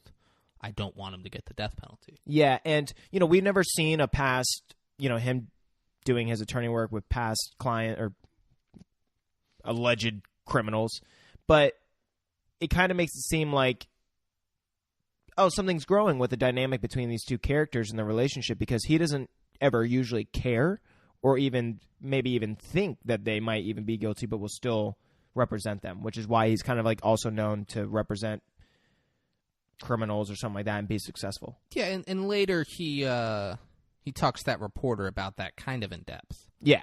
And it's like, okay, so like this is the first time in his career where it's been like this. Yeah, we've never seen it, but that's how they're making it seem at this point in the movie. Yeah. The psychiatrist is the lady from Burn After Reading, who wants the plastic surgery done, and because who doesn't want some good old plastic surgery? Have you seen Burn After Reading? No, I haven't. Great movie. Yeah, nice. Great movie. Yeah, it's a really good movie. John Malkovich, George Clooney, Brad Pitt. Nice. What year? This lady, 2010. Okay. It's a comedy. All right. It's I'm spacing on the guy's name, but it's the guy who did The Big Lebowski and Moonrise Kingdom and Grand Budapest. Okay, nice. You talking about the director? Yeah, writer, director. Yeah. Right, yeah. It's like a style of those movies. It's very funny. Nice. I really liked Grand Budapest. Moonrise Kingdom was good. This is up there, though. I like this a lot better than that. People love The Big Lebowski. Yeah. It's good. Like, don't get me wrong. Yeah. I didn't dislike it, but it's fine. Yeah. I think this is a lot better than The Big Lebowski. Nice. Burn After Reading, that is. I mean, Primal Fear is definitely better than The Big Lebowski. Burn but After Reading. Got to check it out. It's a good movie. She's that lady who wants all the surgeries, and Brad Pitt's on her side, and they're trying to blackmail the CIA guy. Mm-hmm. It's like big classified shit, CIA shit. That lady. That lady. She's the psychiatrist. And she says that she's happy to analyze Aaron, but she's not going to do it just to validate the story that Marty wants. And he's like, no, absolutely. You do your job, I'll do my job. Yeah. So just setting the tone right there. She's like, I'm a psychiatrist. I'll do my job and meet with him and give my professional opinion, but I'm not going to be swayed based off of what you want. Yeah. Which makes sense. Yeah. She meets with Aaron the next day. He talks about how he loses the time and blacks out. It started when he was 12. His mom was dead at that point, and his dad, he was not a nice man. And she asked if he ever got treatment for his blackouts, and he looks confused because he doesn't know what the word treatment is. And she said, "Did you ever go see a doctor?" And he goes, "Oh no, man. Where I come from, you go see a doctor if you break your leg." Which is funny because I was like, man, that's exactly how I was raised. My mom or dad were like, you don't go to the fucking doctor unless you're like fucking dying. So, yeah, I mean, I kind of feel him. All right. Yeah. All right. Yeah. Yeah. To each their own. So you're kind of in the same boat as the gotta save the money, bro. The dumb stuttering guy from Kentucky. Yeah. If I got trauma issues from my childhood, yeah, fuck seeing a psychiatrist. Yeah, bro. I'm only going to a doctor. Yeah. Unless I'm just go my whole life without trusting anybody. Anyone, Dave. Not even horses. No. I don't even trust horses. Dude, go stand behind a horse. See what happens. Marty, he walks into a restaurant and interrupts. Ozark is having lunch with Mustache and another guy. And he pulls her over, and he wants to know when they're getting all of the discovery. And he's just so charming. Yeah, he's like, I want to know when we're getting all the discovery. And she's like, we'll get it when we get it. Why are you being so impatient? She's like, oh, you want to make a deal, don't you? Yeah, you want to make a deal, huh? And she says that they have a great case.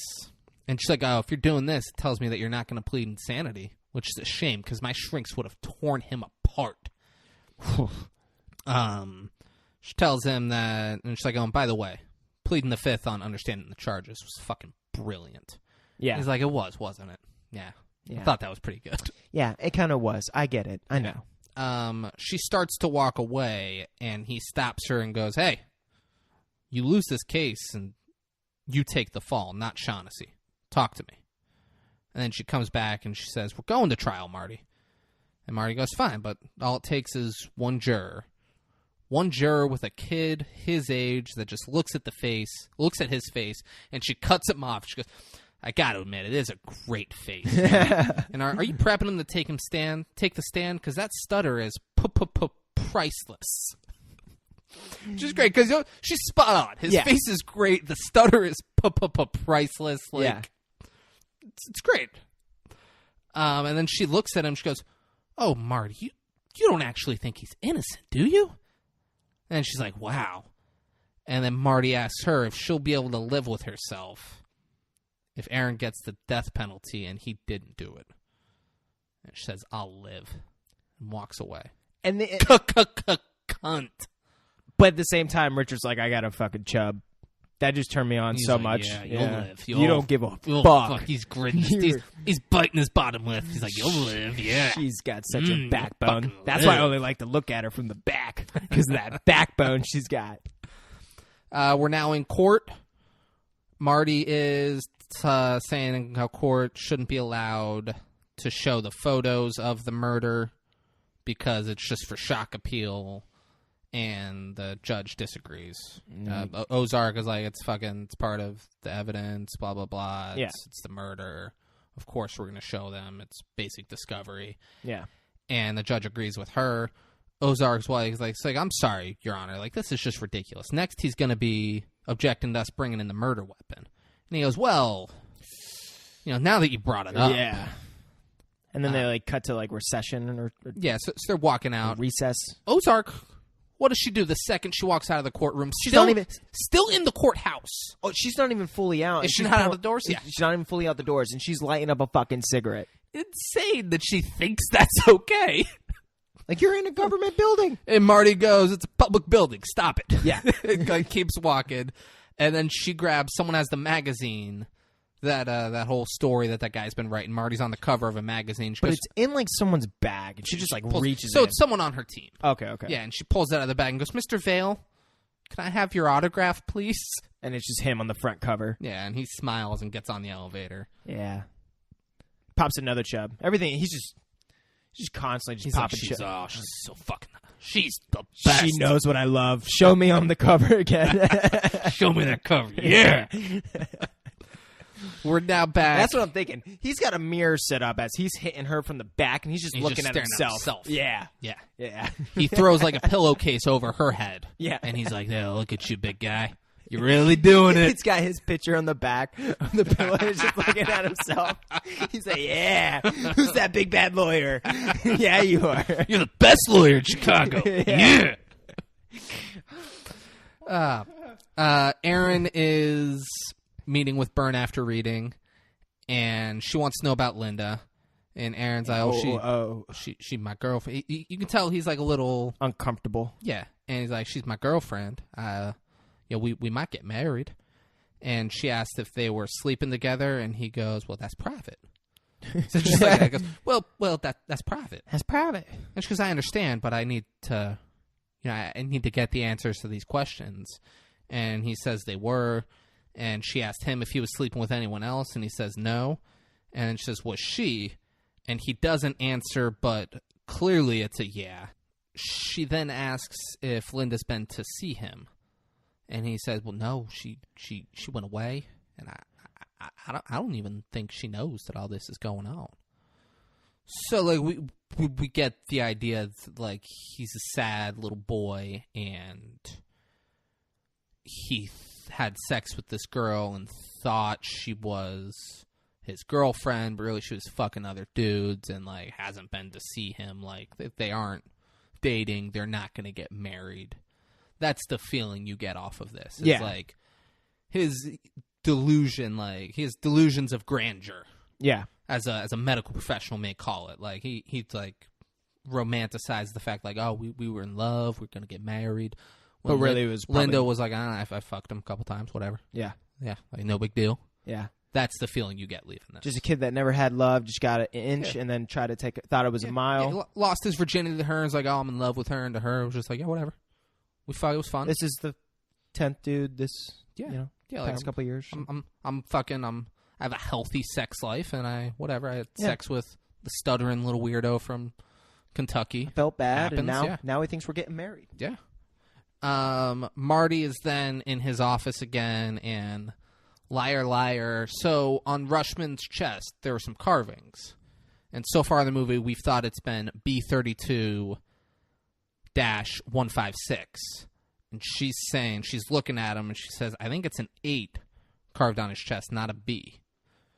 And then she also had a list of charities from Rushman. It's one of the things that Marty told her to do. He said, look into Rushman's charities and his foundations and all that stuff. And finds one, it's the Rushman Foundation or whatever the hell it's called. I think it's Rushman Foundation. And sees that Shaughnessy is involved in it and that the location is in Joey Pinero's neighborhood. Ooh. So he's like, well, let me go look into this. Yeah. And he meets with Pinero and Alderman, who is the guy that Pinero was saying the police were trying to get him to flip on and have arrested because they want him out of that neighborhood. So now I'm a little confused as to one thing that I feel like they didn't do in this film, and I don't know if this is how it's supposed to be in real life or not, but wouldn't you think that there would be like a detective on this case that would be like adding in to just the case in the court in general? So we see... Because it seems like the attorneys are doing all like the detective work almost. So there wouldn't be anyone... He's a public figure. People assume Aaron did it. Okay. So. Whatever. Like a win for Chicago is Aaron Stampler gets the death penalty. Yeah, which is why the state wants them. Yeah, wants and them, that's like, what we even dead. see later. Like the police captain, the forensic scientist, the doctor. They're all the witnesses for... So Ozark. essentially, they're like, no point in getting a detective. Let's put all our chips into this, and because we think this kid is for sure guilty. Yeah, and they're not like, let's find reason. Like that's Martin Vale's job is to like find reasonable doubt so his client can't be convicted. Yeah, the state thinks they have the guy, so they aren't. There could be like a fucking police officer, but it would be a different movie. Yeah, it could be a police officer who's gung ho and is like, I don't think that kid did it. I'm going to find who really did this. Yeah. Well, that'd be a completely different movie. True. Yeah. This is Marty's doing his job. The state has their witnesses. The police think that Aaron did it. That makes sense. Case I guess. closed on their side. Yeah. But he's meeting with Pinero and Alderman. They're at this huge lot, and he says that Rushman's Foundation owns it. He said the foundation was buying up buildings in this neighborhood, forcing the people out, and building luxury condos. Alderman's telling him this. Alderman said that he went to the Archbishop and told him, he's like, why are you doing this, sir? Your foundation is putting poor, innocent Catholic people out on the street. And he's like, and to my surprise, the Archbishop told his foundation to stop, to quit developing, to like not quit changing this neighborhood, essentially. Yeah. And now all the rich people who offered up money to the foundation to invest in these projects, they're left with a bunch of land that, because he runs the foundation, they can't build on. Yeah. They invested in his foundation for him to do with that money what he wanted, and he was like, well, basically screwed him all yeah, over. He's like, I don't want to do this. So Marty realizes that Shaughnessy would have lost millions of dollars because of the bishop. Yeah. And Marty said, would you be willing to testify for me? And Pinero goes, me? Yeah, again, like a nice Brooks Brothers suit, some loafers. I'll get up there on the stand. I'll testify. And he's like, yeah, not you, Pinero. And Alderman says, and like he looks to Alderman. He's like, would you testify? And he's like, yeah, of course. Yeah. Just let me know. So it's creating the doubt of like, oh, shit, okay. Other people had a reason to want the Archbishop dead. Yeah. So, like, I do like that, too, because now you have multiple things that are making you think, oh, there are more possibilities than what we've been presented up to this point in the film. Yeah, which is just, yeah, exactly. So it's just adding to it. I like that they did that. Yeah. Just little things like that, and Laura's Ozark's bosses and stuff like that. It just adds to it. For sure. And now we're dinner. It's Marty and Shaughnessy are having dinner. Shaughnessy, here's the thing. I don't understand what Shaughnessy's job is. And neither did I. Yeah, because he's complaining about how much work he does around the city and how the pipes burst under the city, and who do you think they called to get it fixed? I'm the great negotiator. Do people care about me? No. Most of the people that the things I do affects, they don't even vote. Like all this So stuff. is he a state representative, a mayor? I have no idea. Yeah. No idea what he does. I know he wants Aaron Stampler dead. Maybe he's just like a big investor with his hand in a bunch of different projects around the city or something too. I don't know. But he says all of this, and Marty's like, I've heard the same fucking speech from you for the last 10 years. He's like, you got to get some new material. Yeah. And then Shaughnessy tells him that Pinero's not holding up his end of the deal. He then says that he knows Marty's assistant has been poking around in the bishop's financial records. Ooh. And Marty asks how much he lost when Rushman pulled the plug on the South River project. Shaughnessy tells Marty it's a mistake to stick your thumb in the eye of the most powerful people in Chicago. Do not fuck with me, Marty. And you're like, oh, shit. And Marty gets up and leaves and says, pipes are bursting again, John. And leaves. So, like, you leave this scene and you're like, this guy did some shit. Yeah, and then, I was even thinking like, well, if he's talking about powerful people, there might be a hit out on this man. This goes fucking deeper. Yeah. Because, like, if he keeps going the way he is and doesn't listen to him, whoever this powerful person is I was thinking going to literally try and get someone to kill him. Yeah. Which I think they try to make you kind of think, because he's threatening him. Yeah, you see, like, all right, Shaughnessy's a powerful person and Marty's in danger because he's at odds with him. Yeah. And he says, do not fuck with me. But he probably also realizes, well, I can't get fucking killed over this. I'm the main attorney of this case on national television. Like, no one's going to do that to me at this point. Yeah, they could. I mean, I guess they could, but just raise so much suspicion to maybe people close to the case. Yeah. I think Shaughnessy would be like, I'm powerful enough to where I could get away with that. Yeah, I mean, I guess. I just don't know much about him. If I knew he was like the fucking mayor. He runs Chicago, Braden, all right? Okay. All right, that much is clear. Chicago is his fucking city. Is he the one building the Primal Fear? Absolutely. He's the Primal Fear dude. 100%. Okay. Yeah, it's all primal and it's all fear. It's now opening statements in court. Ozark, she's talking about what a great man the Archbishop was and to not be fooled with how innocent Aaron looks, and just really hones in on how brutal and heinous the murder was. Yeah. Marty says the state doesn't have motive. They don't want you to think about motive because they have no motive. Yeah, he said it in a cool way. He's like, He's like, there's one word that you're not going to hear the state say, and that's motive. yeah. You're not going to hear that because they have none. Yeah. Boom! Great. Yeah. And you can't convict someone of murder and give them the death penalty without motive. Which is fucking wild. Like, what if someone's just a serial killer, like a psychopath? They don't have motive, So like when They need to feed the urge. That's enough motive of like, look, there's a history of their crimes and their murders. They need to feed that emptiness in them by killing people. That's how they've filled the void over years. I'm like honestly curious, is that the case for most like psychopaths? Like I really don't know. Like I would assume like an urge. Yeah, Okay. the urge. They want to fill that void. Okay. That's their motive. They have motive. Aaron, the fucking choir boy who Rushman helped, and he's never done a crime before. Like, they can't prove motive for him. Yeah. And that's what he's saying right now. Mm. And he also says they don't want to talk about all of the altar boys that have disappeared since the murder. Yeah. And the 20 death threats that the Archbishop received last year, and all of the money that he lost from some of the most powerful people in Chicago. They don't want you to know that. Yeah, the state won't bring up these things. Ozark then, she has a detective up on the stand, and he's explaining the murder. And really, he's just like going through like how the Archbishop was killed, all of this, and everything Marty does is just to be like, but you can't prove that there wasn't a third person in that room, can you?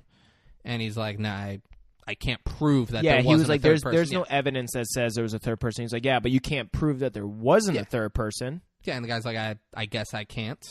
But like, how would that fucking be in court? Like, what? He's kind of trying to make it seem like, okay, well, that helps my argument, and I'm like, it's kind of like a two-way sword. Like, So the way the legal system works is that Aaron Stampler is innocent until proven guilty. mm-hmm. And to convict him of first-degree murder and give him the death penalty, it has to be unanimous on the jury. Yeah. All Marty's job is Just trying to convince him. is to create reasonable doubt. Yeah. Because it has to be without a shadow of a doubt he's guilty of this. Yeah. He needs to either go to prison for the rest of his life or receive the death penalty. No, it makes sense. Marty just has to create a tiny bit of doubt in any of the jurors' heads to get him free, and he knows that. So that's why he'll hone in on, He'll ask these kind of, he's like, say it. sure, there's no evidence to suggest that a third person was there, but you can't prove that there wasn't a third person, can you? Just to get them. And he's being like, no, I can't prove that there wasn't a third person. That makes sense. The doctor was up next and was saying that the slashes definitely came from a left-handed person, and Ozark is like, well, what is the dominant hand from the defendant? And he goes, Mr. Stampler is left-handed. And then Marty goes, well, it's not unreasonable to think that someone right-handed deliberately used their left hand. And he's like, I guess not, no. So right there when he says that, it kind of confused me. Are they trying to say that the person that, did the crimes could be right-handed, but did it left-handed to try and confuse people? Yeah. That's what Marty's saying. Yeah. The guy's saying it was definitely like to try and set someone else up. He's like like based off of these slashes, it was definitely someone he's trying using to their say left possibly hand. another choir boy is trying to set up this choir boy, or the way anybody. Yeah, or anybody. anyone. And so Marty then follows that up with so it would be reasonable to assume that there was a third person that killed Archbishop Rushman. And the doctor says, reasonable? No. But it is possible. Which it is. So just creating that. Yeah.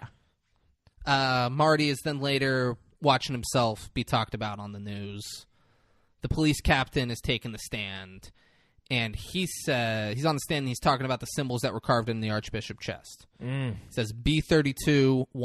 It says B32 is a catalog code for a book in the private reading room of the church basement. The book in that slot is The Scarlet Letter by Nathaniel Hawthorne. They introduced the Scarlet Letter into evidence. And he goes, and when we flip to page 156, we found a passage underlined. And she has the captain read the passage, and it says, no man, for any considerable period, can wear one face to himself and another to the multitude, without finally getting bewildered as to which may be the true. So Ozark wife asked the captain to explain what that passage means to him. Marty rightfully objects to that. It's like, objection. He's not a fucking English professor. He's like, it would just be speculative. And the judge overrules him, which I disagree with. Yeah. She goes, overruled. We're not asking for his expert opinion. We're asking what he thinks it means to him. And then the captain's like, I think it's clear. The killer thought his victim was two-faced. And that he was two-faced and dishonest in some way.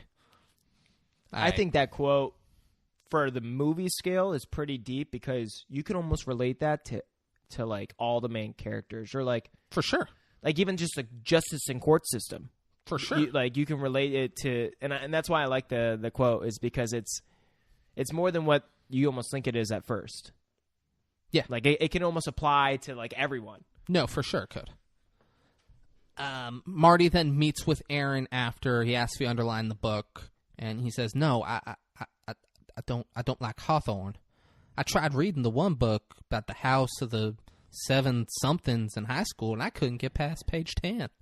It was just too much." And he's like, He says, I weren't the only one using Bishop Rushman's library. He encouraged everybody to use it. And Marty's like, all right, and then he leaves. You reminded me of like the perverted grandpa from Family Guy. So I don't think I sounded like that. You for sure fully leaned into that voice. Yeah. But even as I'm listening to you, I mean, it's not like you're fully doing it like him, but but it just reminds me like a younger version of him. All right. All right. Yeah. I could see it. I could see it. Yeah. Yeah. Marty leaves, and the reporter dude's waiting in the courtroom. And Marty's like, "You don't give up, do you?" And he gets rid of him quickly and puts him on the elevator and has him leave. He's like, "Well, we'll talk later. Call my office." Yeah. He then talks to Tommy and Liar Liar outside the courthouse. He's like, "What the fuck happened?" Liar Liar, she smugly says, "Well, I guess that 8 was a B after all," and kind of smile. And Marty's not amused by that. He's like, "We're losing this fucking case. Why are you guys making jokes here?" This is the only dynamic relationship in the characters in this film that I felt like it makes sense for him to kind of, for Marty to be the way he is, but it's just so completely different from the last scene we saw with them, where these three were together. Like, Marty was just so cool, calm, collected, and now Marty's just like flipping the fuck out. Because they're losing the case. No, yeah, I'm saying it like it makes sense, and like he expects his people to be doing better, to catch that. Yeah. Like, he feels like they're not as invested in this as he is. Yeah. And they're defending a man who's on trial for his life. Yeah. So he's like, "Well, you're making jokes? Like, you fucked up and told me it was an 8 and not a B. And now you're going to make fucking jokes about it? Are you kidding me right now?" He's pissed. And he goes, Tommy is like, how'd you not catch that? And Tommy's like, "Oh, what was I supposed to do, Marty? They got all these people and all these resources, blah, blah, blah." And Marty tells him, "Because it's your job to know." And he goes, "Fuck, Marty, you want my job?" And he goes, "No, I want you to do your fucking job." Which is crazy to say. "Fuck, Marty, you want my job?" He's like, "No, actually, I've progressed much further than you have in this line of work." Which is why you work for me. Because when I had your job, I did it fucking well. No, I don't want to go back and do your job. I want to do what I'm doing, and I want you to do your fucking job. And then he gets hit with that. He's like, "Oh, yeah. fuck." Yeah, but it's crazy to say that. Anyone who ever says that to their boss, know that you're wrong. But even the way he reacted, like as if Marty didn't say that, then he like would have been fine or some shit. But the fact that Marty then replied with that, he's like, "Oh, fuck," and like he's mad and storms out. Yeah, he gets mad and storms out. It's fucking crazy. But if he didn't do that, he wouldn't have gotten mad and stormed out. No, but like, fuck him. Yeah, no, that's what I felt too. You don't say that to your boss. No, for sure. Your boss is your boss for a reason. And you messed up. Your boss more than likely has done your job before. But it's funny because he doesn't care until his boss snaps on him, and then he gets upset. More not because he did wrong or because the case not going their way, just because his boss flipped out on him. Well, because I think he's like, Marty's right. Like, fuck, I need to do better. No, yeah, it's my job to find this shit out, and I'm not finding it out. Yeah, I just felt like it was kind of funny the way that he reacted. Liar, liar. Then, like a fucking bitch, says, like, we're doing the best we can. No. She's like, maybe you're ignoring the fact that Aaron could have done this, Marty. No, yeah. Like, that's something we need to face. No, it's not something we need to face. It's not. Their job, like morally, sure, like, justice should be due. That's not their fucking job. Exactly. She is being paid. Her job is to give Aaron the best defense possible and to try to get him acquitted of these charges. Yeah. Not to be like, well, maybe he did it. I got sloppy and said it was an 8 and not a B. And like, I'm going to make jokes about how I fucked that one up and this kid could get the death penalty because of that. Yeah. But I think he did. And then you're like, no, it's your fucking job. That's why we didn't see more of her. Do your fucking job. Yeah. Do your fucking job. Like, I hated Marty's team right here. Yeah. I was like, this is fucking ridiculous. Aaron is So then they do kind of step it up, right? Yes, we're not there. Oh, okay. Yeah, and I don't know if she does. Not her. Yeah, Tommy does. Tommy does. Tommy takes the next big yeah. We then see Burn After Reading wants to talk. She's with Aaron. Oh, yeah. She wants to talk about Linda, and Aaron says no and stares off in the distance. And she's like, "No, I think we should." He's like, "Can we do this later? I'm just feeling really tired." And she's like, "No, I think we need." Like, she keeps pressing. She's like, "I think we need to do this now." And he like completely shuts down. He's like got his head down in his hands and he's not saying anything. And then she goes over to the video camera. She's like, "All right, let's change gears for a second." She goes over to the video camera and like taps it with her fingers. She's like, "You know what I can do with this?" And his head shoots up, totally different complexion on his face, and he goes, "Now how the fuck am I supposed to know? Jesus Christ!" And then puts his head back down, and you're like, "Ooh, what is this?" So when he said Jesus Christ, did you take it as if he was still kind of like flipping out against her? I kind of took it as he kind of realized. No. I took it as he is fucking frustrated with her. I took like, it as Jesus Christ, bugging me with this shit. I took it as like, Jesus Christ, I just did that. Like, I felt like it was almost like a realization. I strongly disagree with you. Could be right. Because he still says it angry in that voice, and she's kind of confused and standing off to the side, and then softly goes... Oh, and then he comes back to... So don't cut me off and just say what's going to happen. I'm building to it, man. Okay. I'm building to it. Don't see that I'm about to do it, then be like, oh, this way. Yeah. It's crazy. I got you. Softly goes, Aaron, and like he kind of like looks shocked, and then it's the dumb Aaron face, and he goes, what was you saying? So I don't think he realized that he was like, oh man, I shouldn't have done that. I think it was, I'm frustrated. How the fuck should I know? Jesus Christ! I guess it was his body language bugging me with this shit. It's crazy because he was kind of like looking down. But I mean, you could be right for sure because it definitely makes sense for the fact that. Whoa. I'm definitely right. Okay. What was you saying? So like then that scene ends, and it was perfect to end the scene there. Yeah. Had they given us more then, it wouldn't have been as good. Exactly. Like when I was saying at the beginning, that much, and you're like, ooh. Yeah. You're like, the fuck was that? And now we're back. Marty and Tommy. Tommy it's dark. He's like underneath the elevated train in Chicago. It doesn't look like a good area, and he's just posted up on a wall. Wearing a fucking trench coat. Yeah. Marty pulls up in the Mercedes and parallel parks. Tommy looks at him and like with his thumb and index finger grabs his ear and kind of wiggles it. It's like he's doing a baseball fucking call. It's like he's the third base coach, and he's like, all right, we're going to do this. Boom. Curveball pitch. And he just does this and then points. And Marty looks over, and we see Alex. And he's got his ear all bandaged up, and he's panhandling at the cars, getting change in his cup. So Marty crosses over to the other side of the street so him and Tommy can surround him and come in on him. Alex is kind of looking and sees the white dude, like, dressed nice, crossing the street like that, and he's like, huh. And then looks over and sees Tommy. And he's like, oh, that's the dude from the apartment. He's like, what the fuck's going on? He throws his cup, which, what are you doing now? You can run with the cup. Put the change in your pocket. Do something. Don't throw the cup. And he takes off and runs, and they give chase. They chase him. Well, there was a part where they're chasing, and Marty cut him off, and now it's like a sandwich, and he just gets basically juked and ran over. He fucking jukes him out. Marty's he's not supposed to be an athlete. He's a lawyer. Alex lived on the street. He's been in some tough spots.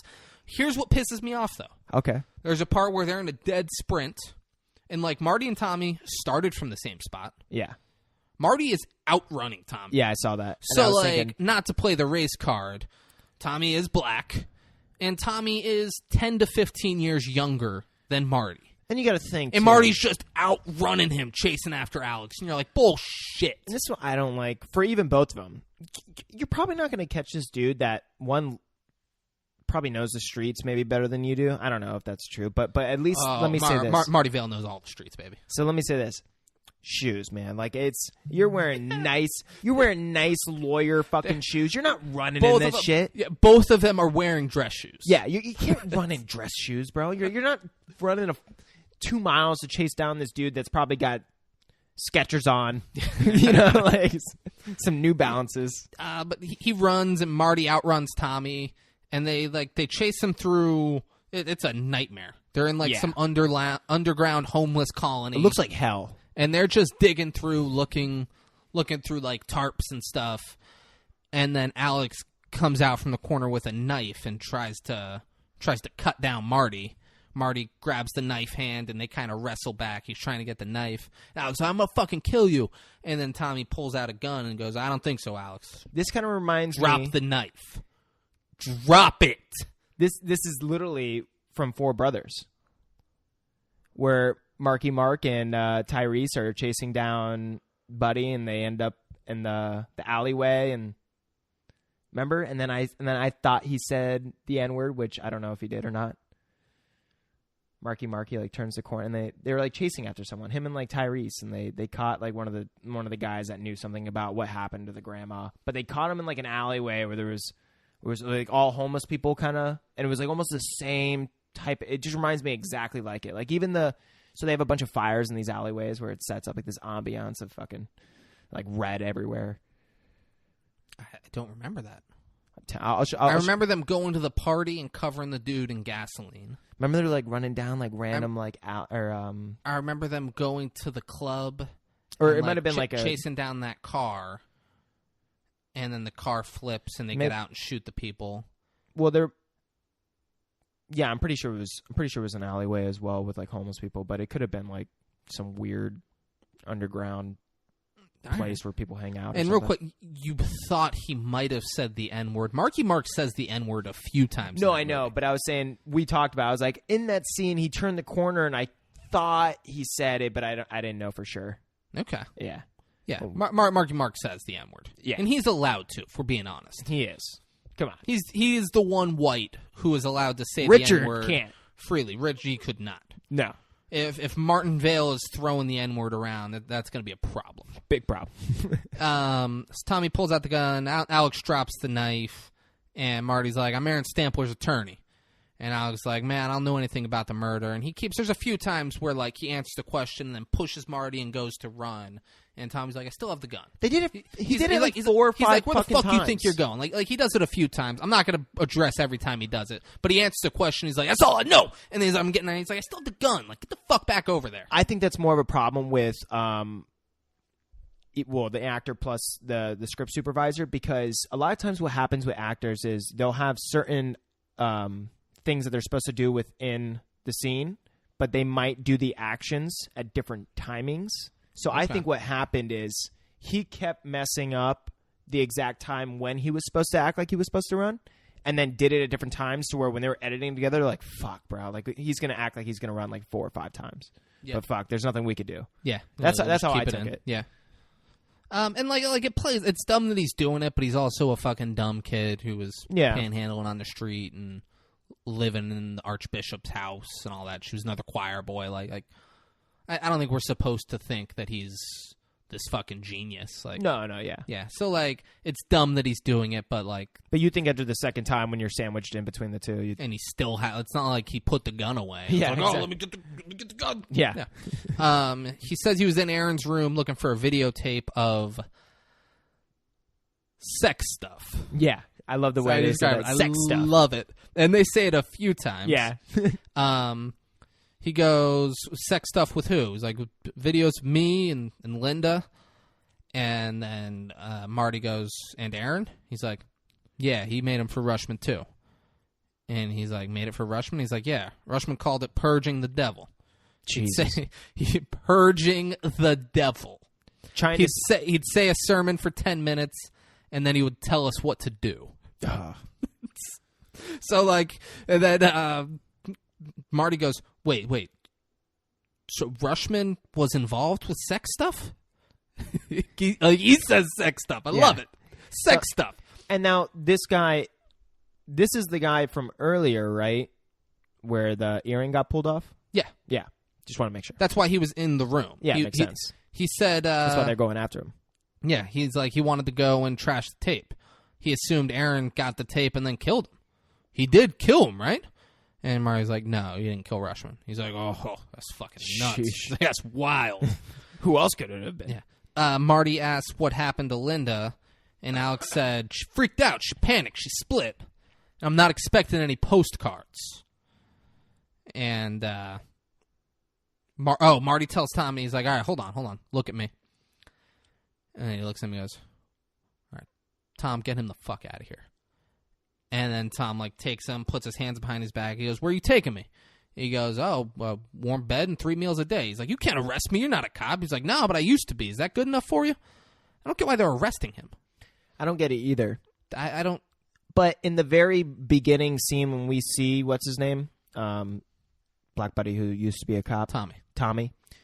He was wearing I'm pretty sure, a gun. There wasn't it wasn't? Yeah, I rewound it because I thought that he was okay. he was just wearing suspenders that looked like that. Yeah.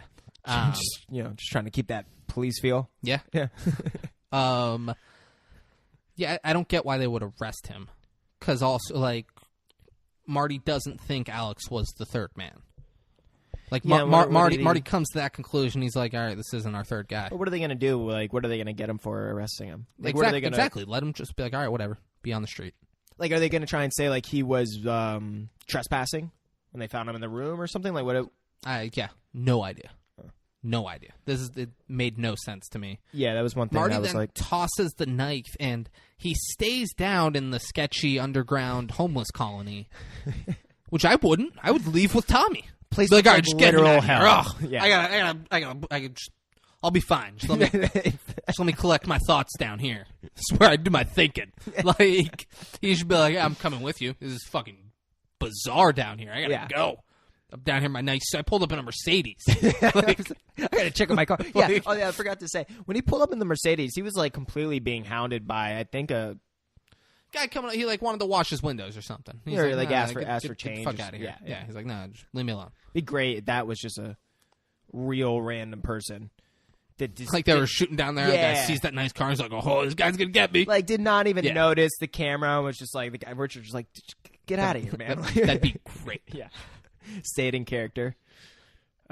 Marty then goes to Rushman's house, and the guard is reading the magazine that Marty's on the cover of when Marty walks in. And he's like, oh, no, sit down. It's a great article.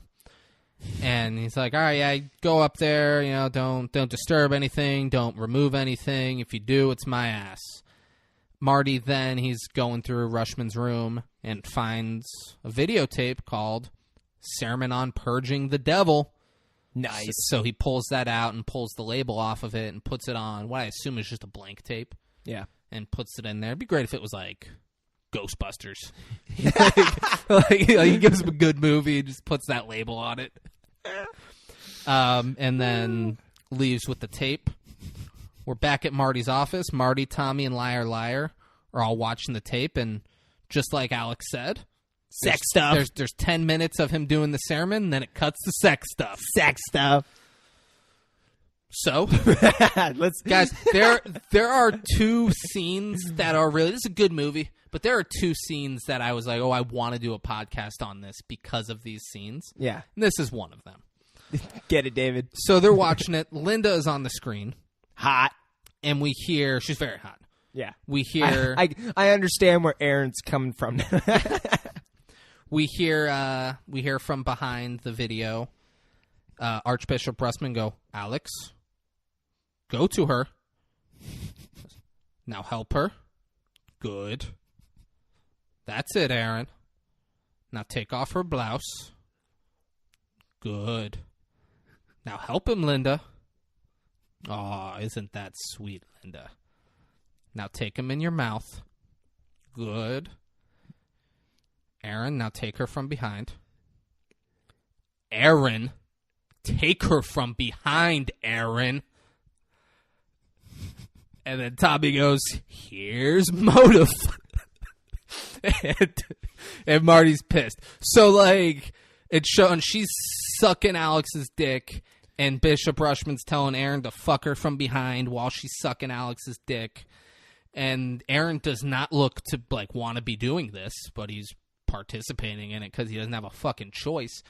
And they're like, oh, well, fuck, of course he killed him. Like, look, here's the motive that the fucking defense needed this whole time. Like, he's being forced to fuck his girlfriend on camera while she sucks another dude's dick.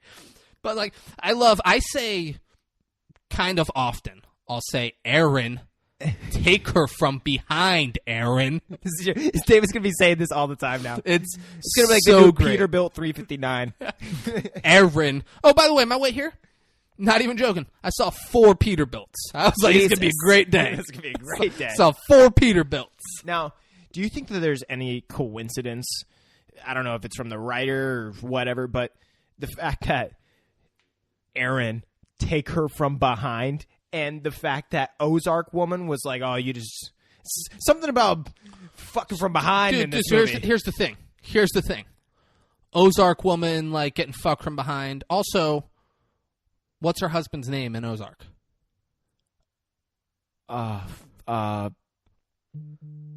Fuck. What is Richard Gere's name in this movie? Marty. Yeah. Yeah. Like, I've only seen her in two things. She's romantically involved with someone named Marty in both, and there's a scene where someone's getting fucked from behind. Weird coincidences. Ozark was like, we got to get her. We got to name Jason Bateman Marty. We have someone taking her from behind. Yeah. Aaron. Marty then shows up while Aaron is with she's with Burn After Reading, and she wants to tell Marty what happened with Aaron earlier. She's like, there's something we need to talk about. And he just goes, I need a moment alone with my client. So she leaves. Mm-hmm. And he's like, do you trust me? And Marty tells Aaron, he's like, well, I don't trust you. All right? I need you to stop lying to me. I'm losing this case because my client won't stop lying to me. He's like, did you underline that book? He's like, no, Mr. Vale. He's like, I don't believe you. I don't believe you. He's like, I saw the tape, Aaron. I saw the tape. And then Aaron, like, freaks out, like, goes over against the wall. He's like, no. And he's like, you fucking did it, didn't you? You fucking killed him. You little shit. You fucking monster. You killed him, and you underlined the book. And then Aaron goes, yeah! And, like, is up straight against the wall. And he says, what the hell do you want from me now? Quit your crying. I can't understand a goddamn word you're saying, you little baby. And then he keeps yelling, and then he turns over, and he's like, well, looky here. Who the fuck are you? To Marty, and Marty goes, who the fuck are you? And he's like, no, this is my cell, Jack. I'll answer the question. He, like, grabs him and throws him up against the wall. Yeah. And he looks at him and goes, oh, I get it. You was a lawyer, ain't you? Oh, boy, you really fucked this one up, didn't you, councilman? And he's, like, just talking shit. And he goes, I run shit around here. You understand that? If you bring up any of that tough guy bullshit to Aaron again, I will kick your ass 6 ways to Sunday. You understand me? He goes, yeah, no, I understand. He goes, Aaron gets in trouble and he calls you. He's like, you're in charge. He's like, yeah, I'm the man. He's like, Aaron couldn't kick his own ass. Yeah, you seen him with the duh. Yeah. He goes, he's like making fun of himself. Aaron don't have the guts to do nothing. And he sure as hell couldn't handle all that preacher's blood. He's like, he went and got himself caught. And he's like, so Aaron did do it. He goes, what? Oh, hell no. Aaron can't do nothing. Can't do a goddamn thing. It was me, boy. And then Marty smiles. He's like, it was you. Yeah, it was you. He just kept coming to me. He's like, I can't take it no more, Roy. And I told him, quit your crying. Be a man. And Marty's like, yeah, be a man. Yeah. It just shows you, if you have a stuttering problem, just create a second identity. That kills people. And like he's like pacing away. He's like, man, I told him like I can't get caught. And he just ran, got caught with all that blood on him. And then he goes, so Roy, is it? And he's like, oh shit, where am I? Sorry, yeah. Roy. He's like shakes his fucking hand. He goes, Marty, right? He's like, yeah. He's like, Marty, you got to smoke? And he's like, oh, no, I quit. He's like, oh, fuck that. I can't live with that one. There's got to be a butt around here somewhere. And starts moving chairs and the table. It's so great. He's looking around for a cigarette butt in his cell. There's not a butt in there. Yeah. He has no idea He's what's like, I can't live with that one. Yeah. And but Richard's like happy at this point because he's like, oh, he's like, oh, I got something here. Yeah. He's like, this is interesting. Yeah. And then he asks about Linda. He's like, Roy, can you tell me about Linda? And he just looks at him and goes, well, who the fuck cares about Linda? It's like, let me tell you something. Everybody had a piece of her, councilman. She had Aaron wrapped up so tight, he actually thought she was his girlfriend. It was pathetic. Oh.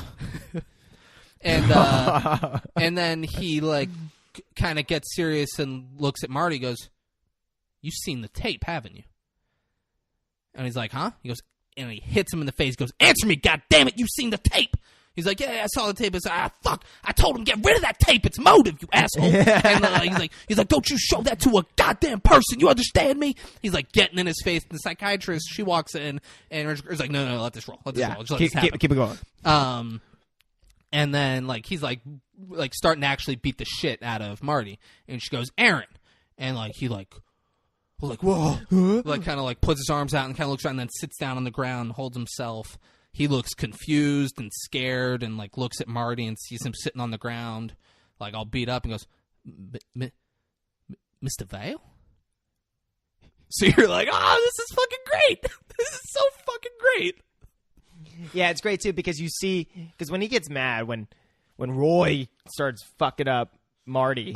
Oh, his posture all changes and all that shit. Like, it's two completely different people. Yeah, and it's great. It's great too because Marty still just seems bigger, just all around. He's just getting like seems like tossed around this fucking cell. Well, because he's not gonna like fuck. No, I know. Yeah, like he's letting it happen. Yeah, he's letting it happen because it helps him learn more and stuff. Yeah. But yeah, it's like funny to see because like Edward Norton doesn't look like his posture changes, which is great. I loved his acting, but you could still tell he's a young guy. You know what I'm saying? Like Richard Gere is like a full grown fucking man getting thrown around. Edward Norton isn't like physically intimidating. No, like he does like change his posture though, which is but very... like I get what you're saying. Like you don't look at him and be like, oh, he'd fuck some people up. Like you're like, yeah, whatever. He's a person. Yeah, like whatever. Yeah. Like, but it's like funny to see it, like the size difference of them while he's just fucking them up, kind of. Marty is then meeting with Byrne after reading. And he's like, I can't believe he fucking did it. And she's like, he didn't do it. She's like, it's textbook multiple personality disorder. I'll testify if you want me to. Now she wants to go testify. Yeah. Well, so she was like, I'll testify. She's like, but I'm going to find what I find. Yeah. I'm not going to just testify for what you want it to be. Yeah. And she's like, this is a sick kid. Marty's like, I can't change a plea mid-trial. The judge would never allow it. They pled. They didn't show it, but they pled not guilty. Yeah, in the beginning, he's saying we can't switch to insanity. In the I middle read of the that trial. that was like a goof, like a fun fact goof. That's not true. Like you could change your plea halfway through a trial. I would imagine you could. Why wouldn't you? You discover that exists. You'd be like, oh exactly. my god. Like, hey, we didn't know this at the beginning of the trial, but yeah, and I'm sure if you told the judge the judge would be like, yeah, for sure, I grant it. Yeah. But not in this also, when Marty went in there, because he was having a moment alone with his client, he turned the camera off. Oh, yeah. So they were not videotape because it's attorney-client privilege. They don't want a videotape of their conversation. Yeah. So Marty says that, and Byrne after reading says he's a sick kid and he doesn't belong in prison. Boom. Like he needs to get the help that he needs. And then Marty walks out and he looks into Aaron's cell, and Aaron is sleeping so peacefully. Yeah. Like he looks like such a nice little kid just sleeping. And now he's like in a ball just curled up. Like you just want to go great cuddle dream. with him. Yeah, you're like, Yeah. oh, look at him. So right now though is the big character change and arc. Well, not big, but right now is what's changing for Marty's character. In a sense. Like he always represented, I don't want to just say bad people, just people that it didn't matter whether or not he believed them. But now it seems like, like he's becoming a better guy overall because now he cares, or at least it seems like from the way he's even looking at him, Edward, sleeping. Well, so like he realizes like physically this person's body did it, but this is a sick kid who has a ton of trauma throughout his whole life and needs help. Yeah. He shouldn't like... Aaron Stampler mentally wasn't like, oh, I'm going to torture and murder the Archbishop. He's like, his fucking multiple personality was like, hey... Roy was like, hey, this guy's making us fuck our girlfriend and all this stuff. Like, I'm going to help Aaron. I'm going to kill this guy. Yeah. And he needs help. Yeah. Marty is now... Oh, he's at a bar. And the reporter guy comes in, like Marty called him to come meet him there. Marty looks like he's sad drinking. And he talks like he's sad drinking, but he's drinking clear tequila. Who drinks tequila when they're... That's like you expect whiskey or scotch. Yeah. Like tequila doesn't feel like a sad drink, and he's doing shots with limes. Like it's like a party fiesta. That's a party drink. Yeah. That's we're gonna go crazy. Buda fresca. Like not like he should have been drinking whiskey. Yeah. But he's doing shots of tequila. He offers the reporter a drink, and the reporter declines. And then Marty says, Why don't you just ask it? He's like, what are you talking about, Marty? He goes, the question that you've been wanting to ask. Ask me. How can you defend someone when you know they did it? He goes, you think it's the money, don't you?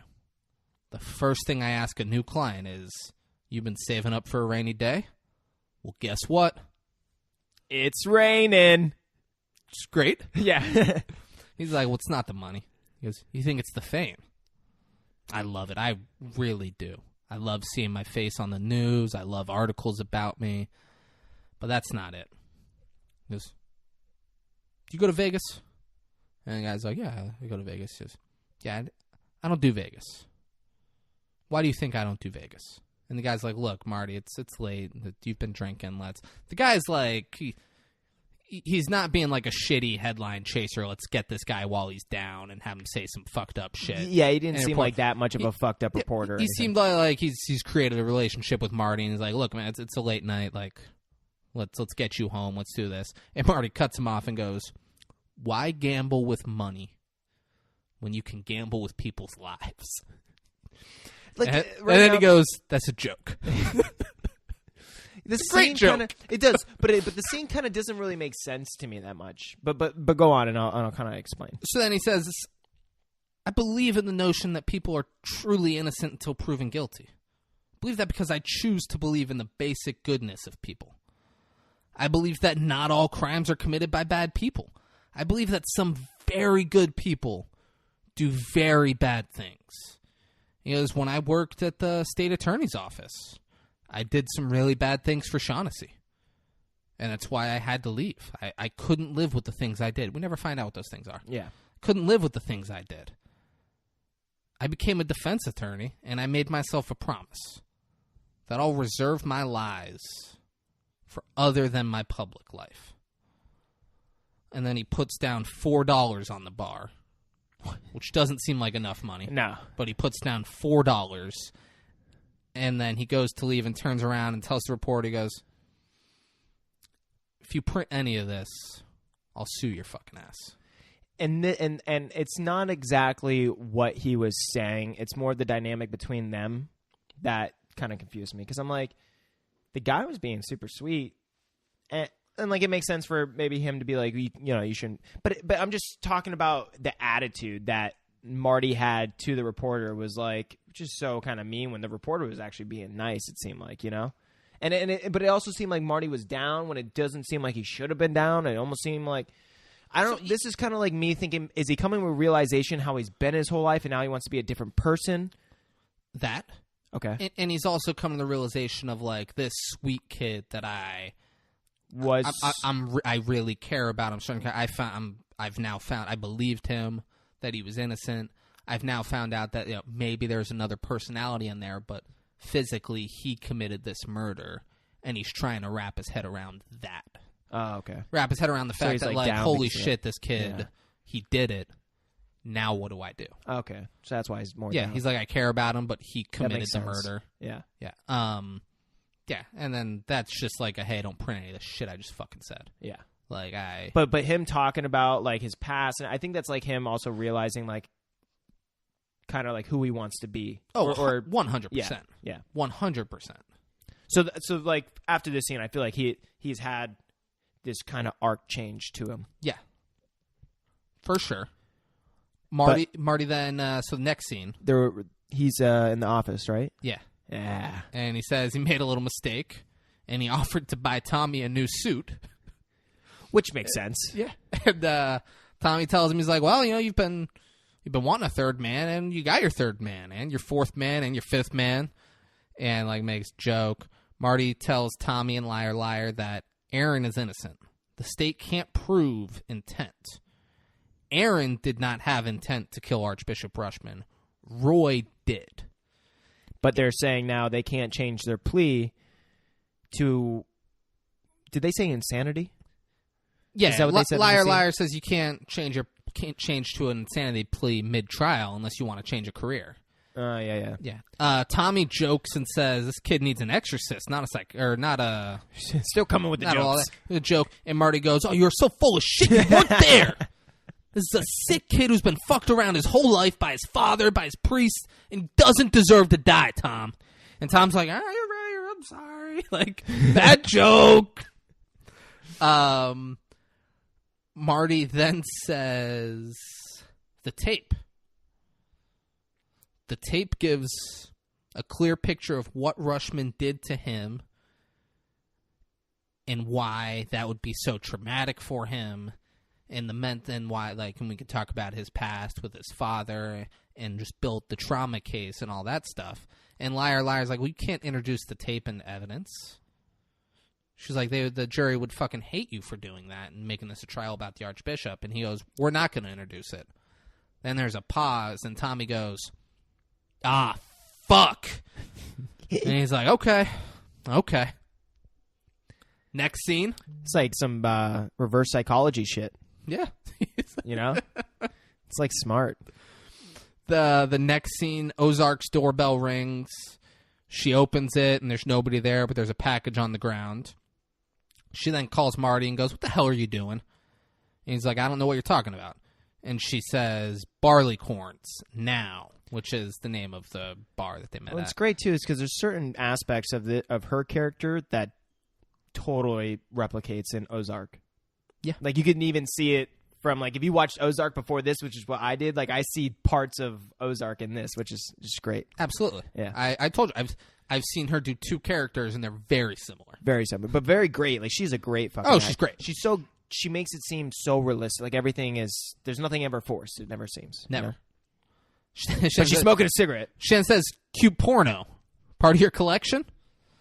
So they're meeting. She says, I know you sent it to me because you can't introduce him to evidence. Like, she's got backbone to just come up and say that off rip. Like, what if the dude is... Also, what if she's wrong and she just has this video of the Archbishop making kids fuck, and he's like, what the fuck he's are like, you that talking? is crazy. What? Like, let me get it. She's like, you can't introduce him to evidence because the jury would despise you. But if I introduce it, I look like a monster, and you gain sympathy for your poor little abused boy. And Marty's just playing dumb. He's like, I don't know what you're talking about. And she says that she has no intention of using it. She then lights a cigarette and says, the usual, Stu. And then you hear the bartender go, you got it. So she's got a usual. I'm like, bro, if you're in Chicago, how many bars are there? Stu did not get to the top of the bar game in Chicago without knowing what his regular's like, all right?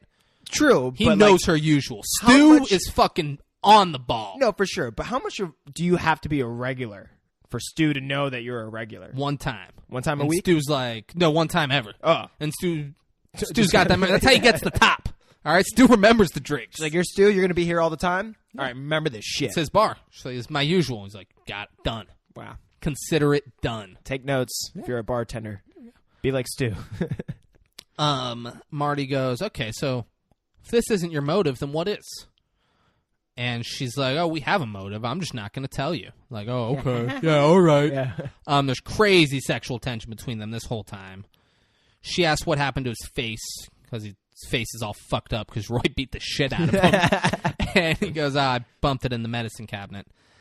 And she says, no, Marty, that was a girl on her way out. Boom! Roasted. And not really. I mean, it was clever. Yeah, it was fine. He then says that they should come back here after the trial when they have nothing to lose and they can just go for it. They just go, fuck. Yeah, and she goes, how can your timing be so good in the courtroom and so bad in real life? And she gets up and she's leaving. The usual that Stu gave her, I don't see her drink it. No. Yeah, I think Stu just made a drink and it just sits behind the bar. And he's like, well, she didn't pay either. Like, what am I? She goes, I'll think about it later. I hate you too much right now. Yeah. And then she leaves. But she's hot. She is? Yeah. Then we got a big meeting. Big meeting. Ozark is meeting with Shaughnessy at With the the big office. dogs. Mustache is like, hey, you two talk. And Yeah. he leaves. He clears out. Yeah. Shaughnessy asks, he wants to know where the tape is. And she's like, it's at my place, blah, blah, blah. Shaughnessy asks, she's like, it just showed up at my place, and he knows that Marty did it. He's like, what do you think she's up to? She's like, I honestly have no idea. He's like, well, you should. You were balling him, for Christ's sake. Which I've never heard anyone say fucking like You were balling him. Which I like it. Yeah. You were, because I know exactly what he's talking about when he says it. Yeah. You were balling him, for God's sake. I'm like, all right, yeah. Couldn't you almost say anything in that? I guess, yeah. You were Swiss cheesing him, huh? You were like something just so bizarre. Drop the Swiss. It's got to be one word. Drop you were the Swiss. cheesing him. Cheese him, yeah. Drop the Swiss. Yeah. He tells her that if she has any career aspirations, that she should go home and destroy the tape. And Shaughnessy says it's Stampler who's on trial, not the Catholic Church. And if you haven't found another motive to hang him on, then God help you. I'm starting to think this guy was raping kids with him, with the fucking Pope or whoever the Archbishop. Archbishop. You think the Pope lives in America? Lives in Chicago? No. No, it's the Archbishop. It's the Archbishop of that diocese. We're in court. Ozark, she calls Tommy to the stand, and Marty objects. He says that under the work product rule, Tommy can't be compelled to testify. Tommy's his investigator. The defense knows that. Ozark asked to go up to the stand, and she says, she pleads her case to have him testify. Yeah. And the judge says it's up to Marty, and then he allows it. Which, why? Yeah. If it doesn't help you, why would you? Yeah, there's no scenario where that helps you. Yeah. Tommy then goes up. I didn't say this earlier. Earlier, Tommy said, when talking about Aaron, it's the first scene Tommy's in. He says he killed the Archbishop. And then Marty says, allegedly. You need to get used to using that word. And then Tommy misuses the word allegedly in that conversation. And Marty says, it doesn't work here, but I appreciate the effort. Yeah. So first question she asked Tommy is, Tommy, have you ever been to my apartment? And by that, I mean my apartment building. And he says, allegedly, which is not the way to use allegedly. Yeah. And she goes, oh, I'm sorry, either you have or you haven't. Allegedly doesn't really apply here. So then he looks at Marty, and Marty's just kind of misusing like, he's kind of just nods, like, yeah, fucking tell the truth. Yeah, he nods. He's like, yeah, tell her. He's like, I have been to your apartment building, yes. And she's like, what were you doing there? And he looks at Marty, and Marty nods. He goes, I was dropping off a package. She's like, what kind of package? He goes, a sort of home movie. And she goes, and who asked you to drop it off? And he looks at Marty, and Marty nods, and he goes, Martin Vale. And like why he let Tommy testify is beyond me. Yeah. And she goes, and what was on what was the video of? And he goes, the Archbishop and some altar boys and the young lady. And she goes, and what were they doing? Altar boy lesson of some sorts? And he goes, having sex. Sex stuff, you know. Yeah, he doesn't say he should have said sex. He should have. That would have been better. That's what, yeah. He goes, having sex. And she's like, well, what was the Archbishop's involvement? Blah, blah, blah. And he goes, he was the director. And she goes, who was? And he goes, Archbishop Rushman. And the crowd goes, and then she goes, like, she pulls the tape, and she's like, we're introducing this tape into evidence, blah, blah, blah. Now, did that help them at all? Because, like, the same thing would have still got by without them knowing that Martin Vale was the one that sent the video. Marty could have refused to let Tommy up there. Yeah. And then she has no way. Because I was, like, thinking when I was watching, I was like, was there a reason that he allowed that? Marty should not have allowed it. Yeah. That was a huge error. Also, in the version I watched, they don't show the video in the courtroom. But I've definitely seen a version where they show the video in the courtroom. Did you watch?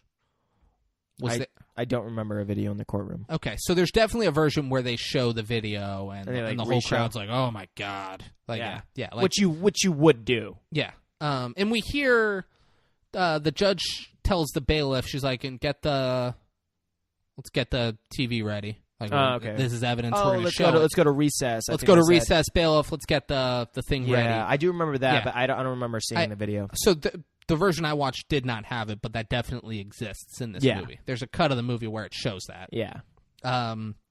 Marty does not cross-examine Tommy, and on the way out of the courtroom, Ozark thanks Shaughnessy for the advice.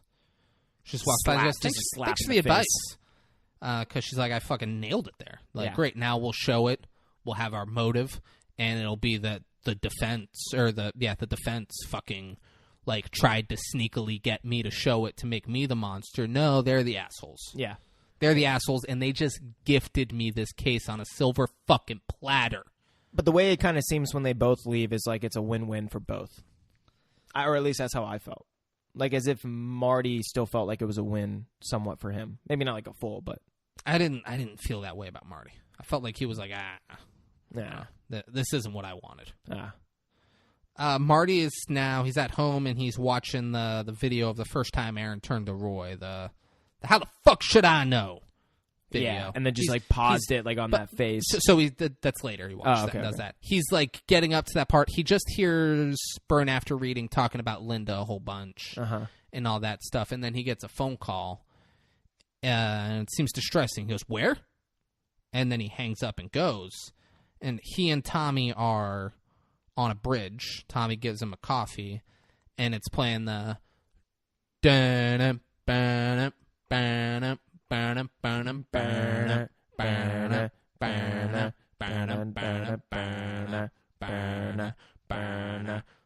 it's playing that, and we see Joey Pinero's dead body get pulled out of the river. It's always the good ones, you know? I don't... Who called him and said that the body was in the river, and how did he get there so quickly so that the body wasn't pulled out? Because he gets there, and, like, it's down there. Like we see bubbles and stuff, and it gets pulled out. If you're going through the city, it probably takes forever to get through.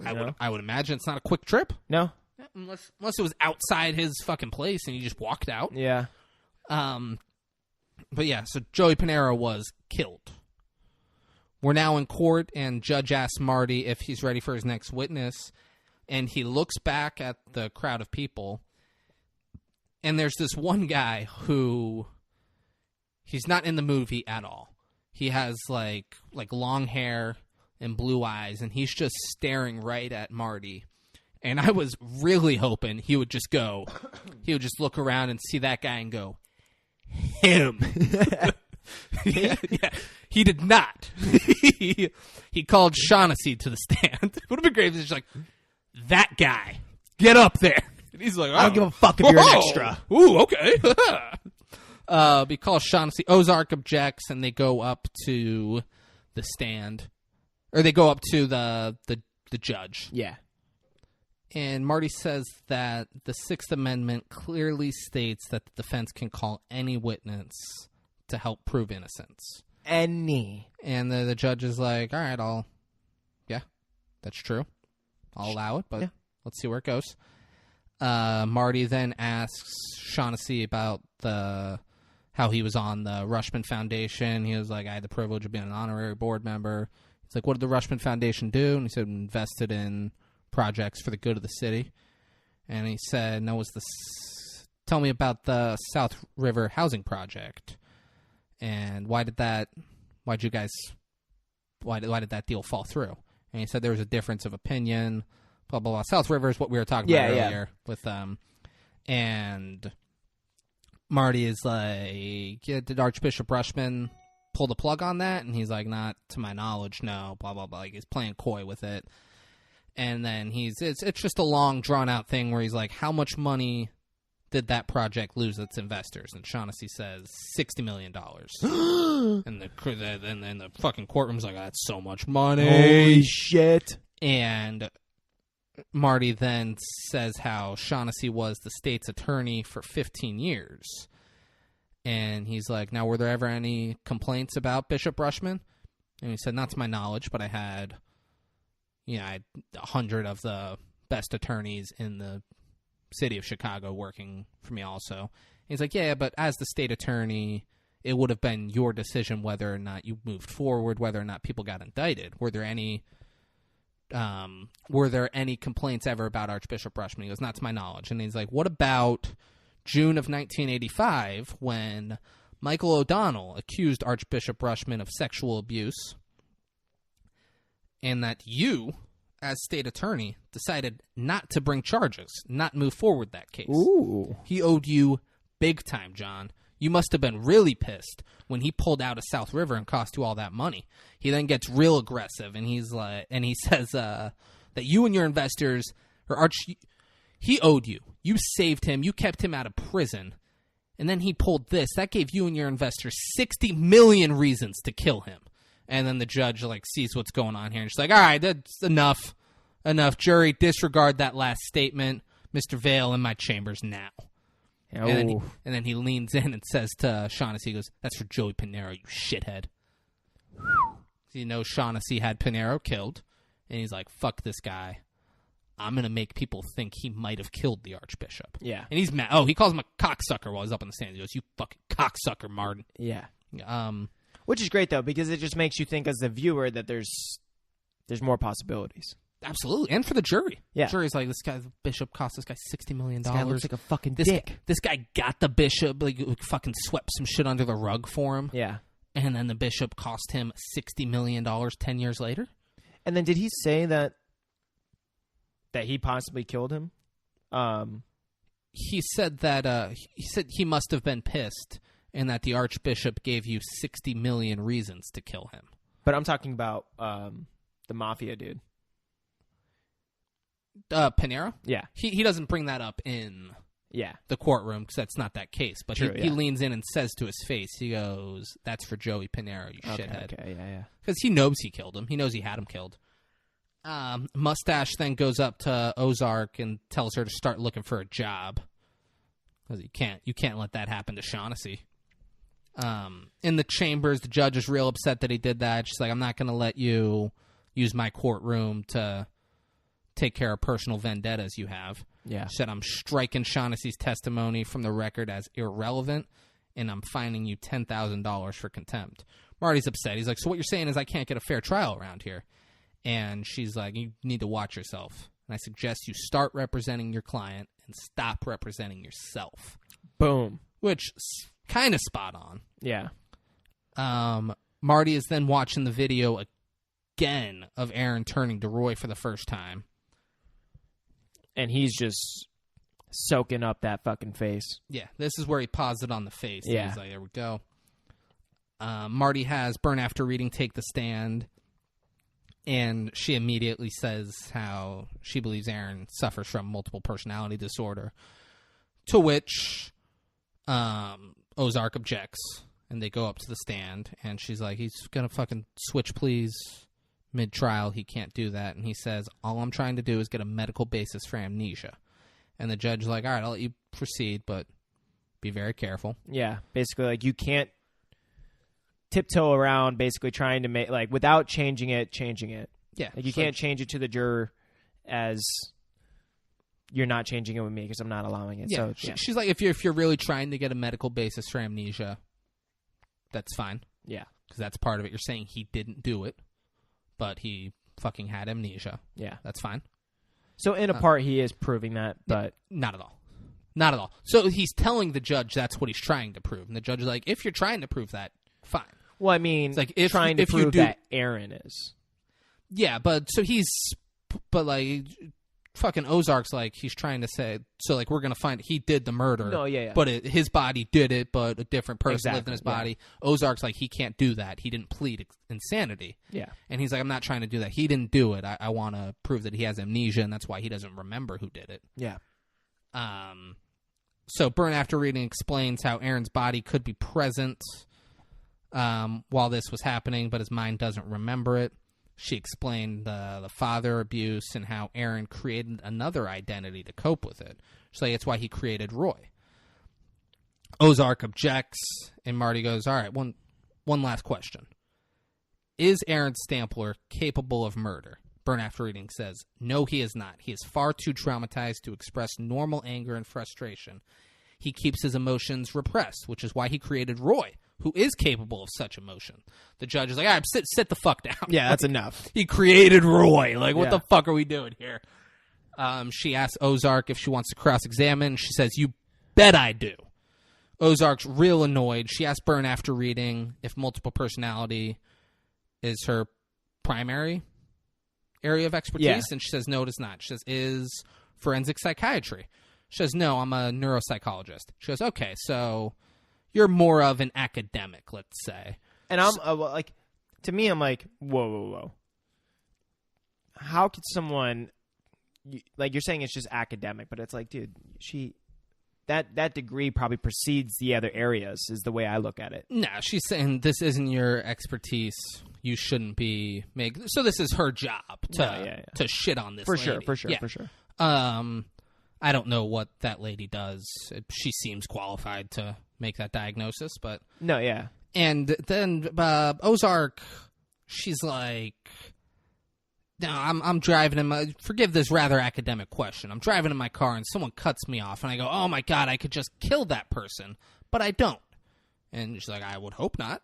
And she goes, right. So we all get angry and frustrated, but we don't all go around creating psychopaths to do our dirty work, which is dumb of her to say because Burn After Reading just retorts with, well, yeah, I'm not suggesting that you suffer from multiple personality disorder. Boom. I'm saying Mr. Stampler does. Yeah, exactly. Yeah, no, you don't do that because you don't have this disorder that I'm saying he has. Yeah. Like, it's just dumb that that's the route she went down. No, I agree. Ozark asked if there's video of this Aaron, or she goes, I'm sorry. It's so hard to get used to this name. And then she goes, Roy, and she goes, anyway, do you? And she's like, no, the camera was off when he did it. But I was in the room. She's like, oh, so there's no video evidence of him turning into Roy. But he does. And she goes, does Aaron know the difference between right and wrong? If Aaron butchered the Archbishop, and Marty's like, objection, Your Honor. And then she's like, if Aaron murdered the Archbishop, would he know it's wrong? And the Burn After Reading lady goes, of course he would know it's wrong. But Aaron didn't do it. She goes, oh, I understand. It was Roy. She's super cunty this whole time. She's like, it was Roy. Yeah. Ooh, yeah. Roy did it. But my thing is when they were talking about the video, they do have like a small bit of video evidence. So my point was, did Marty not want to show that because he thought how the fuck should I know isn't enough to be like, oh, that's a different person. Yeah. Because it's so quick. And that's what I was thinking too, to where he thinks if they had video of Roy being all evidence. crazy and stuff, that'd be like, well, show, look at this. Yeah. Look at this fucking guy. Yeah, I was thinking that he thought, I'm not going to show it because it's not going to be irrefutable evidence. That's not enough. Like, he got mad and said, how the fuck should I know? Yeah, that's what I was saying. Yeah. And then quickly just started, what was we talking about? It's just... No, I agree. Ozark doesn't think it's necessary to call the state psychiatrist. Like, I think we all get what's going on here. And then the judge says, Mr. Vale, would you like to call another witness? And he doesn't say anything. And then she goes, would you like a recess? And he, like, softly nods. So he looks defeated after all this. Yeah. He looks like we are not doing well. Just a balloon out of air. The next day, Aaron is on the stand. Marty's pacing back and forth, staring him down, and he leans up and goes, Roy? Aaron. And then, like, steps back. Marty has him tell him about his relationship with Archbishop Rushman, and he's like, oh, he was like a father to me. I loved him very much. He goes, why did you love him? He goes, well, he took me off the street, and he saved my life. And Marty, like, grabs the microphone and leans in and goes, stop whining, you little girl. Be a man. And, like, Aaron just looks confused. Yeah. And the judge is watching. The judge is like, what the fuck's he doing? Yeah. Like, she's like, it's not, I have no issue with him doing this. He can talk to his client how he wants, but what's going to happen here? And he's like, after seeing that video, do you feel angry at Bishop Rushman? He's like, oh, angry? No, he did everything for me, and there wasn't nothing else I could do. He needed it. He's like, you heard all this weird stuff, about this other guy, Roy. Do you recall anything? He's like, no, Mr. Vale. I this is the first I ever heard of this person. And Marty then aggressively asks him, he goes, Aaron, did you kill Archbishop Rushman? He says it like fucking sharply at him and all that. And he goes, oh, no, sir, no. And he goes, no further questions, Your Honor. And Aaron just, like, has 1,000-yard stare, and he's scared and confused. And Ozark goes, Mr. Stampler, would you like some water? And he just has the 1,000-yard stare. No, ma'am. That's good cop, bad cop shit right there. No, ma'am. No, ma'am. She goes, you sure? He goes, yes. And then she asks him about underlining the Hawthorne passage, and he's like, I didn't underline that book. And then she brings up how Bishop Rushman had him and Linda perform degrading sexual acts on camera for him. And he goes, he didn't have no other way to cast out his demons. And she goes, he needed to get off. And for you to perform like a circus animal, that's the role you played in his life. Ozark's like yelling at him. Yeah, just like degrading him, basically, putting him down. Fucking really. And Erin is just unraveling in the seat. You can see it. She's yelling at him. She's like, you are nothing to him. You were his fuck pony on the fucking camera. All that stuff. And Ozark says, you know what I would do if someone did that to me? I'd kill him. I wouldn't hesitate. I'd stab him 78 times with a butchered knife. I would chop off his fingers. I would slash his throat open. I would carve numbers into his chest. I would gouge his eyes out. I swear to God. Obviously saying other things that he did. All the things that, were done to Bishop Rushman. Yeah. And then she pauses and goes, but that's me. And his head is just down and he's upset. And then she goes, no further questions, Your Honor. And she turns away and starts to walk back. And he shoots his head up. He goes, where the hell do you think you're going, you little bitch? She goes, excuse me? He goes, look at me when I'm talking to you. And he jumps off the stand. The judge goes, Mr. Stample. He goes, fuck you, lady. And he grabs her. He's got her in a headlock, and he's holding her. Now everyone's Marty comes up and tries to intervene. He hits Marty in the face. He's got her. Everyone's like surrounding him. He's like, oh, how are we going to do this, boys? How the fuck are we going to do this? He goes, fuck you, Marty. I am walking out of here. And like they're able to fucking undo it. And he's like, no, Marty, fuck you, lady. Like he's just fucking screaming and they're handcuffing him and taking him out. Shock value look on their face. Fucking awesome. Yeah. Like exactly what you hoped would happen in this scene happens. Yeah. They drag him out in handcuffs. Marty checks on Ozark, and she's like, I'm fine. They then... Even the judge is a little the fucking... judge is like, oh my God. Wow. We're now... I thought I was a bitch. We're now back in the judge's chambers. Ozark goes to light a cigarette, and the judge walks in. She goes, don't even think about lighting that in here. Which is like immediately, like you're in my fucking office. Yeah. It's just, what are you doing? As if like windows are open everywhere. Yeah, as if regardless, it's okay. As if you would be, hey, is it all right if I smoke in here? No, yeah, and then nothing. if they say no, the answer is absolutely no. I don't smoke in this person's office. Yeah. They don't want their office smelling like cigarettes. The judge says that Shaughnessy called and said there would be no mistrial, as if he needed to tell me that. When she pours up like a drink for them all, and I'm thinking like, is this what happens after cases? Absolutely. Yeah. They have a nice little scotch, and they like all the lawyers just, and the judges come together and they. Yeah. I didn't know. They fucking they kick back. Court system's like, this is some good shit.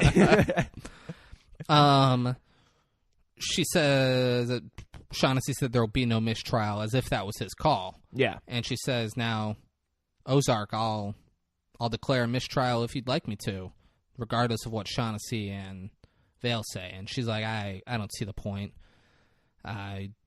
Even if we could retry it, which we can't, at least not by me, and I imagine no one else in this office would try it. So it's up to you, Judge.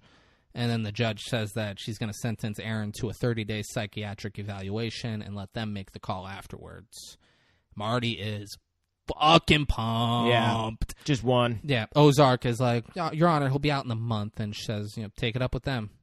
So, if you want to disagree, take it up with them. But this is going to be my ruling. The judge then goes to leave. And Marty says, Your Honor, could I? And she goes, no, Mr. Vale, I'm not refunding your contempt fine. And next time you want to get a client off on insanity, you plead that way, or I'll have you disbarred. Well, it's funny that they I love the balls that he was going to ask to get his money back. Yeah. Love that. No, that's great. But I also think it's funny how many times they brought up kind of that notion that you can't do a plea after you already did your initial plea, when I guess that's just factually not true. Yeah, but whatever. It added to the movie. No, it did. Because if you could just change it, then it's kind of fucking with what's going on. Yeah, it wouldn't be as good. Yeah. That big reveal wouldn't have been easier. as fun there, because Yeah. you would have been like, all right, well, they would have fucking recorded it and been like, look, we're pleading insanity now because he's insane. It makes sense, but I think I would have just not had that line in. I'd probably just been like, no, you're still paying that fee, and then like left. Just like kind of honing in on the fact that, Yeah. you didn't really need that line. But no, I'm not trying to over critique. This Movie's fucking great. Ozark, then the judge leaves and she tries to light the cigarette, but she's too stressed. She can't get it. So then he just fucking gets it first try. Yeah, so he does it for her. Because he's just so smooth. He just knows how to flick a bic. Yeah. But, I mean, he's not... He didn't just get attacked. He's not all shaky and shit. Yeah. Well, she doesn't really seem that shooken up by it. She is kind of, but yeah, I hear you. Yeah. But also, the judge just leaves them alone in her office? What the fuck? That's the weird thing. We just wouldn't be like, all right, well... After you just fined someone $10,000 and was not going to take it back? Let's go. We're all leaving because this is, if you guys want to continue this conversation, you can sit in the courtroom. And you owe me $10,000. Yeah. So maybe... Marty lights it for Ozark. He asks Ozark if she's okay, and she goes, not really, Marty. I just got attacked. I lost the case. I lost my job. But, justice prevailed. Congratulations. Blah, blah, blah. And then she goes, You knew he was going to react that way. You used me. And Marty's like, yeah, I knew. But, what did I use that was so bad? Honestly, I knew you were going to do your job. I knew you would stand up to Shaughnessy and try to win the case. And it's good that you lost that job. You should have left a long time ago. Come work for me, baby. And she goes, Why do you always think you know what's best for me? It's because I'm arrogant. Because I'm very, very, very arrogant. Which he is. Yeah. You know what? Spot on. And rightfully so if he's so successful. Oh, absolutely. He has a reason. He's the best attorney. Absolutely. Look, he just orchestrated this whole fucking thing. If he's the best attorney, we did talk about it earlier, but if at this point she should be like, all right, fuck it, I guess I'll just go work for him instead of these fucking assholes. He then does the dance thing again behind her that he did in their first scene together. And he's like, all you got to do is turn around. And she's like, no. And he's like, all right, I got to go see my client. And then he grabs her by the pussy. Yeah. He raped her in the judge's chambers. It was wild. He then, as he's leaving, he looks and she looks. They exchange looks and smiles. And then he leaves. Yeah. He goes in and sees Aaron in the cell they're holding him in. And Aaron says, my head hurts. He's like, do you remember what happened there? He goes, no, I lost the time. And he goes, all right. Well, I got good news. They're going to be sending you to a hospital, and you're going to get the help you need, and there's a very good chance that you can get out of here someday soon. Aaron is so happy. Yeah. He tells Mario, he's like, you saved my life, Mr. Vale. I knew the moment that you walked in here, you were just going to save me. Yeah, I knew everything would be okay. Yeah. And then they hug, and Marty goes to leave, and as he's walking out, Aaron tells Marty, he's like, will you tell Ozark that I'm sorry, and that I hope her neck is okay? And he smiles and goes, yeah, I will. And keeps and walking. Turns around and keeps walking, and then he stops. Yep. And turns around and goes, you told me you don't remember. No, he goes, what did you just say? Oh, yeah, what did you just say? He's like, I hope her neck is okay.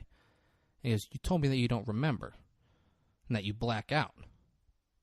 So how do you know about her neck? And then, remember when I told you there were two scenes that I wanted to do this? Is the second one? He just goes, oh, where? And then he pauses and goes, well, good for you, Marty. I was wondering whether or not I was going to do that at the end. If I was going to hit you with that little thing. But I'm glad you figured it out, because I have been dying to tell you. And he just looks so happy. I'm doing this whole monologue. Okay. All right, we can talk about it after. I'm doing this whole monologue. I just didn't know who you wanted to hear it from. Aaron or Roy or Aaron. Well, can I let you in on a little secret? Sort of a attorney-client secret type thing. It don't matter who you hear it from. It's the same story. And then he goes, I just had to kill Linda, Mr. Vale. That cunt just got what she deserved.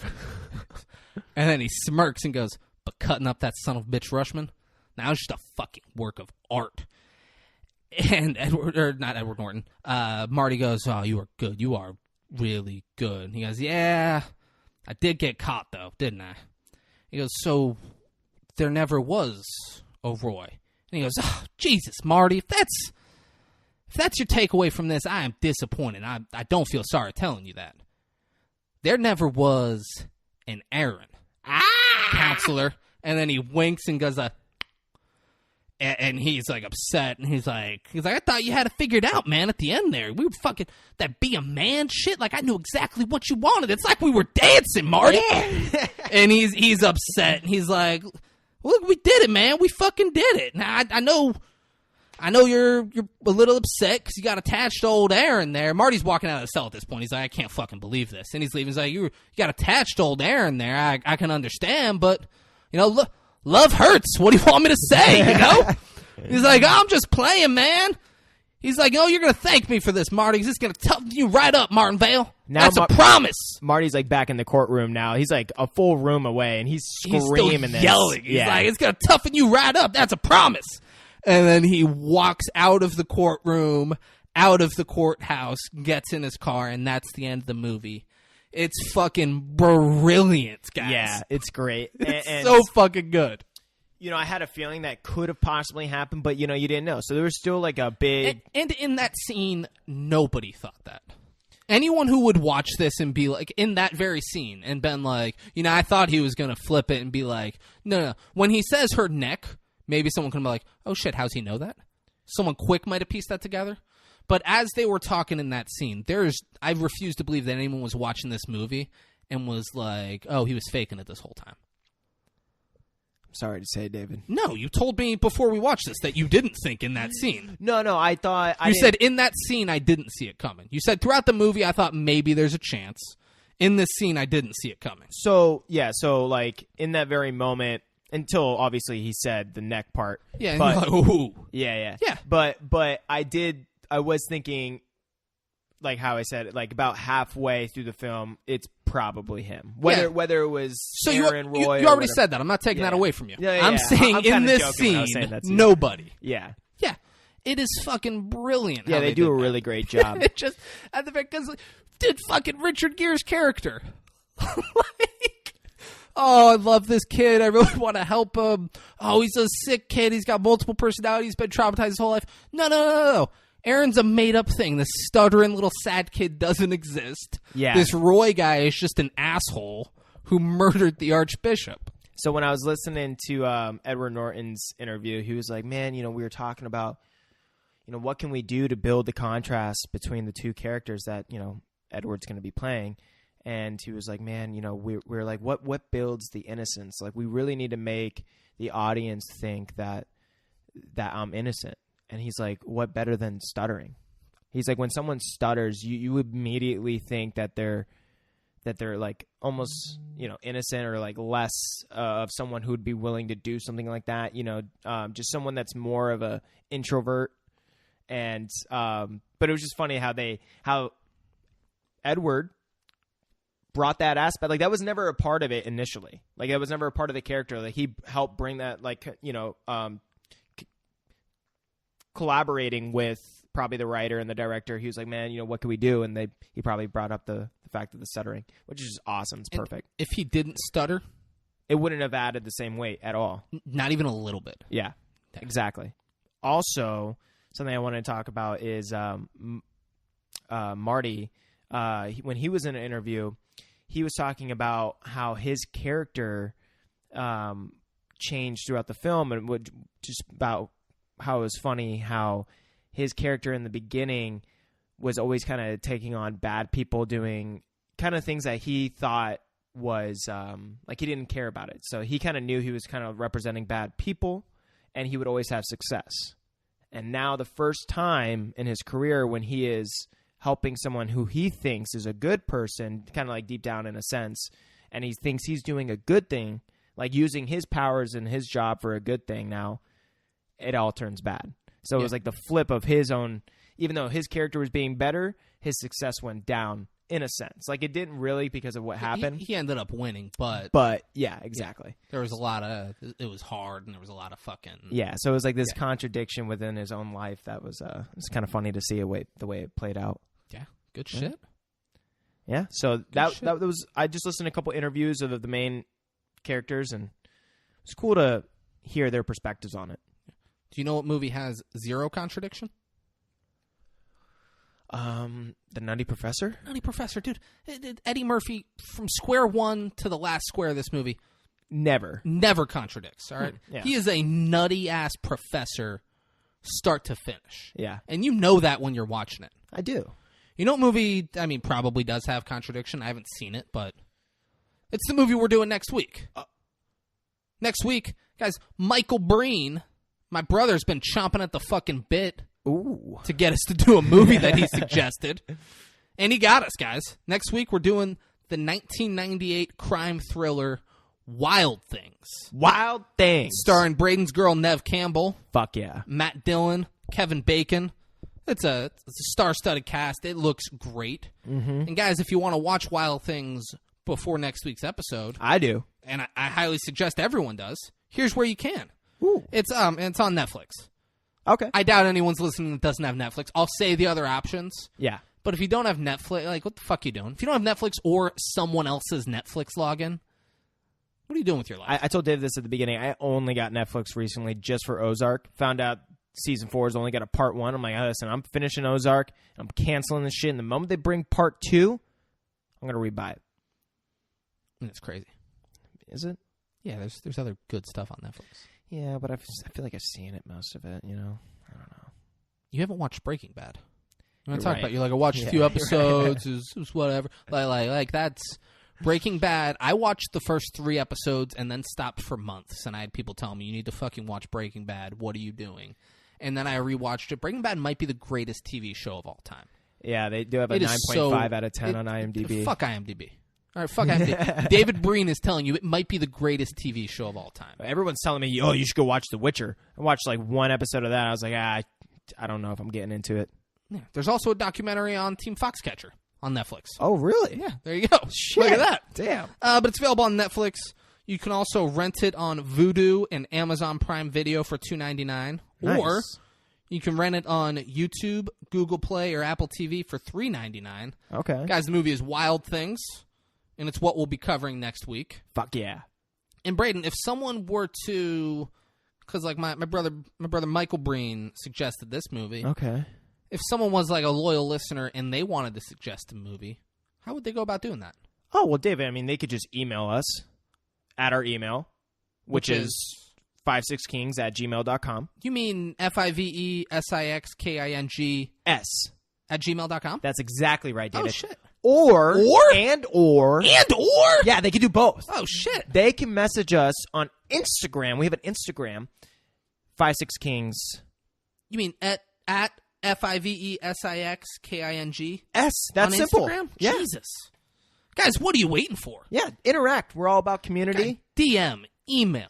Let us know the movie you want us to cover in masterful detail. And it'll only take us about... How long's this episode been? 2 hours and 51 minutes. It'll only take us about 2 hours. And you know what? This movie was over 2 hours. That's not bad. It's not bad. That's not bad. Lucy took us about this long. And Lucy was a fucking hour and 10 minutes. Like, it was a short movie. Yeah. Guys, thanks for listening. And Brayden, we have not said something in a very long time on this show. We have not. And I listened to Lucy last week. I was like, oh my God, when's the last time we said it? And I don't even, it's been weeks. Yeah. Brayden, we know where they can listen to us. That's right. Apple Podcasts, Spotify, wherever you get your podcasts. Yep. But Brayden, when can they listen to new episodes of the 5-6 Kings podcast? Every motherfucking Monday. Every motherfucking Monday, guys. That's when we're here. That's when we do this. I love you all very much. Thank you for listening, and we'll see you next week. Peace out. Hey, guys, I realized right after we stopped recording that I didn't tell you guys this. Dolphins still haven't hired a new coach. Maybe next week. All right, thanks for listening. Bitch, I'm from Palm Beach County, that's where I'm from. When niggas get